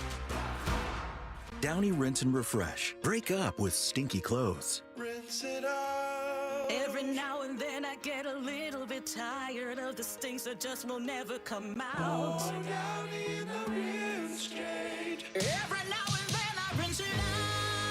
One wash and it delivers. One wash, it smells so clean. Downy Rinse and Refresh, it's a dream. Downy Rinse and Refresh. Fights odor in just one wash. Guaranteed. Testing, testing. We're live from Chick-fil-A. This is Grant. And this is Laura. And a little thing we love about the Chick-fil-A Smokehouse Barbecue Bacon Sandwich is that sweet bun. And that chicken filet was perfectly crispy and soft at the same time. And that Smokehouse Barbecue sauce, it's a lot of fun. And the brown sugar bacon definitely had a little bit more pizzazz. Also, the Mac, one of the all-time greats. Man, I'm getting hungry. Order the Smokehouse Barbecue Bacon Sandwich and our Coca-Cola on the Chick-fil-A app for a limited time. Real guests paid for their testimonials. All right, when it comes to getting life insurance for your family, a lot of excuses can get in the way. But ask yourself this. If something were to happen to me, who would pay the mortgage, the kids' education, and the other bills? Then forget the excuses and check out Ethos Life, the online, easy way to get life insurance in 10 minutes. Ethos has rates that you can afford, like a $500,000 policy for a 40-year-old male starting at $1 a day or $30 a month with a few health questions and no medical exam. Get your free quote right now at checkethos.com. That's checkethos.com. Not available in all states. Rates do vary. Still getting around to that fix on your car? You got this. On eBay, you'll find millions of parts guaranteed to fit. Doesn't matter if it's a major engine repair or your first time swapping your windshield wipers. eBay has that part you need, ready to click perfectly into place for changes big and small. Loud or quiet. Find all the parts you need at prices you'll love. Guaranteed to fit every time. But you already know that. eBay. Things, people, love. Eligible items only. Exclusions apply. Men, here's the truth. In the bedroom, good enough isn't really good enough, is it? This is Jeff for Heartland Men's Health. And if your erectile dysfunction is making intimacy less enjoyable for you and your partner, give us a call today. Because whether your ED only happens sometimes or all the time, it's time to stop good enough and time to start really good. At Heartland Men's Health, we're experts in treating ED. Whether it's only mild or moderate, or even if it's severe, our treatments have success rates of well over 90%. And because we have a variety of treatments and can even combine protocols, we can likely get you performing like you haven't in a long time. You could even last up to an hour or more and make sex great again for you and your partner. So make an appointment and be done with good enough. Your initial visit is just $99 and includes blood work, a medical consult, and if medically advised, a test dose. And if that test dose doesn't work in the office, your visit is free. Call 844-447-6600. That's 844-447-6600. Or go to heartlandmenshealth.com. We have 3 offices to serve you. Bring spring to your door with Target Circle 360. Get all you need for Easter hosting, spring get-togethers, and more with unlimited same-day delivery through Target Circle 360. From Easter basket goodies to fresh florals, getting everything the same day is easy. Open the Target app and bring the magic of the season to your door with unlimited same-day delivery through Target Circle 360. Visit target.com/circle or the Target app for more details. Subscription required. Same-day delivery is subject to terms. Applies to orders over $35. Still getting around to that fix on your car? You got this. On eBay, you'll find millions of parts, guaranteed to fit. Doesn't matter if it's a major engine repair or your first time swapping your windshield wipers. eBay has that part you need, ready to click perfectly into place for changes big and small. Loud or quiet, find all the parts you need at prices you'll love, guaranteed to fit every time. But you already know that. eBay. Things, people, love. Eligible items only. Exclusions apply. All right, when it comes to getting life insurance for your family, a lot of excuses can get in the way. But ask yourself this. If something were to happen to me, who would pay the mortgage, the kids' education, and the other bills? Then forget the excuses and check out Ethos Life, the online, easy way to get life insurance in 10 minutes. Ethos has rates that you can afford, like a $500,000 policy for a 40-year-old male starting at $1 a day or $30 a month with a few health questions and no medical exam. Get your free quote right now at checkethos.com. That's checkethos.com. Not available in all states. Rates do vary. Still getting around to that fix on your car? You got this. On eBay, you'll find millions of parts, guaranteed to fit. Doesn't matter if it's a major engine repair or your first time swapping your windshield wipers. eBay has that part you need, ready to click perfectly into place for changes big and small. Loud or quiet, find all the parts you need at prices you'll love, guaranteed to fit every time. But you already know that. eBay. Things, people, love. Eligible items only. Exclusions apply. Here's traffic, brought to you by DM Injury Law. Have you or a loved one been in a car wreck? Contact DM Injury Law today and get the money you deserve. Car wreck? Remember, Mike's got this. Got a crash slowing you down coming out of downtown. It's 35 southbound, the exit to Southwest Traffic Way. Also, a vehicle fire still closing the right lane of westbound 70 just past 635 on the Metro's northwest side. Heavy congestion northbound 35, the exit to Shawnee Mission Parkway. Expect things to be backed up to 69 Highway. And seeing slowdown southbound 71 beginning at MLK. I'm Lori Pearson, 96.5, The Fan Traffic. This is your home for Kansas City sports. 96.5, The Fan. All right, we'll get you out of here with this before we hand things off to Vern. So, I have been starting my process of reading the mock drafts. We're now a week out. I can't go through everybody's 3-round mock, 7-round mock. We're doing a lot. Now it's a week. I'm in. I'll click on it. I'll read it. I'm cool. A lot of the predictions for the Chiefs have them going on the line of scrimmage, whether it is drafting a tackle, whether it is drafting a edge or a defensive tackle. That is a majority of the mocks right now. If you add it up, over 65% of the national mocks have them drafting someone on the line of scrimmage on either side of the ball. And that's perfectly fine. I'm telling you now, if the Chiefs draft Josh Simmons out of Ohio State, my stance next Friday will not be, I am upset, regardless of who's on the board. Luther Burden could be on the board. I will not be mad if they want to plan for the future at offensive line. I promise you, I will not be mad if that's the case. But what I want to highlight for this team is, since they've paid Patrick Mahomes, this is how they've used their draft resources on skill position players. They have taken 2 running backs, Clyde Edwards-Helaire and Isaiah Pacheco. Clyde Edwards-Helaire, not on your team anymore. Some of you don't even believe that Isaiah Pacheco is the best running back currently on their team, and his rookie contract is not over. So Isaiah Pacheco is a hit. He has been part of Super Bowl teams, 7th-round pick. He has been a very good back. He is not a dynamic running back. He is not one of the better running backs in the league or a legitimate one, and I like Pacheco. If you look at tight end, they've drafted Noah Gray and Jared Wiley since then. Wiley had the injury. Noah Gray is capable.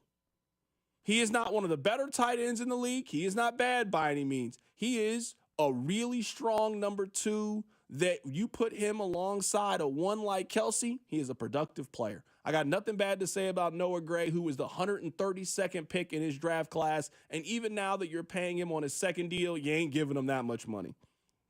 They've drafted 4 wide receivers since they gave Patrick Mahomes $500 million. They missed on 2 of them.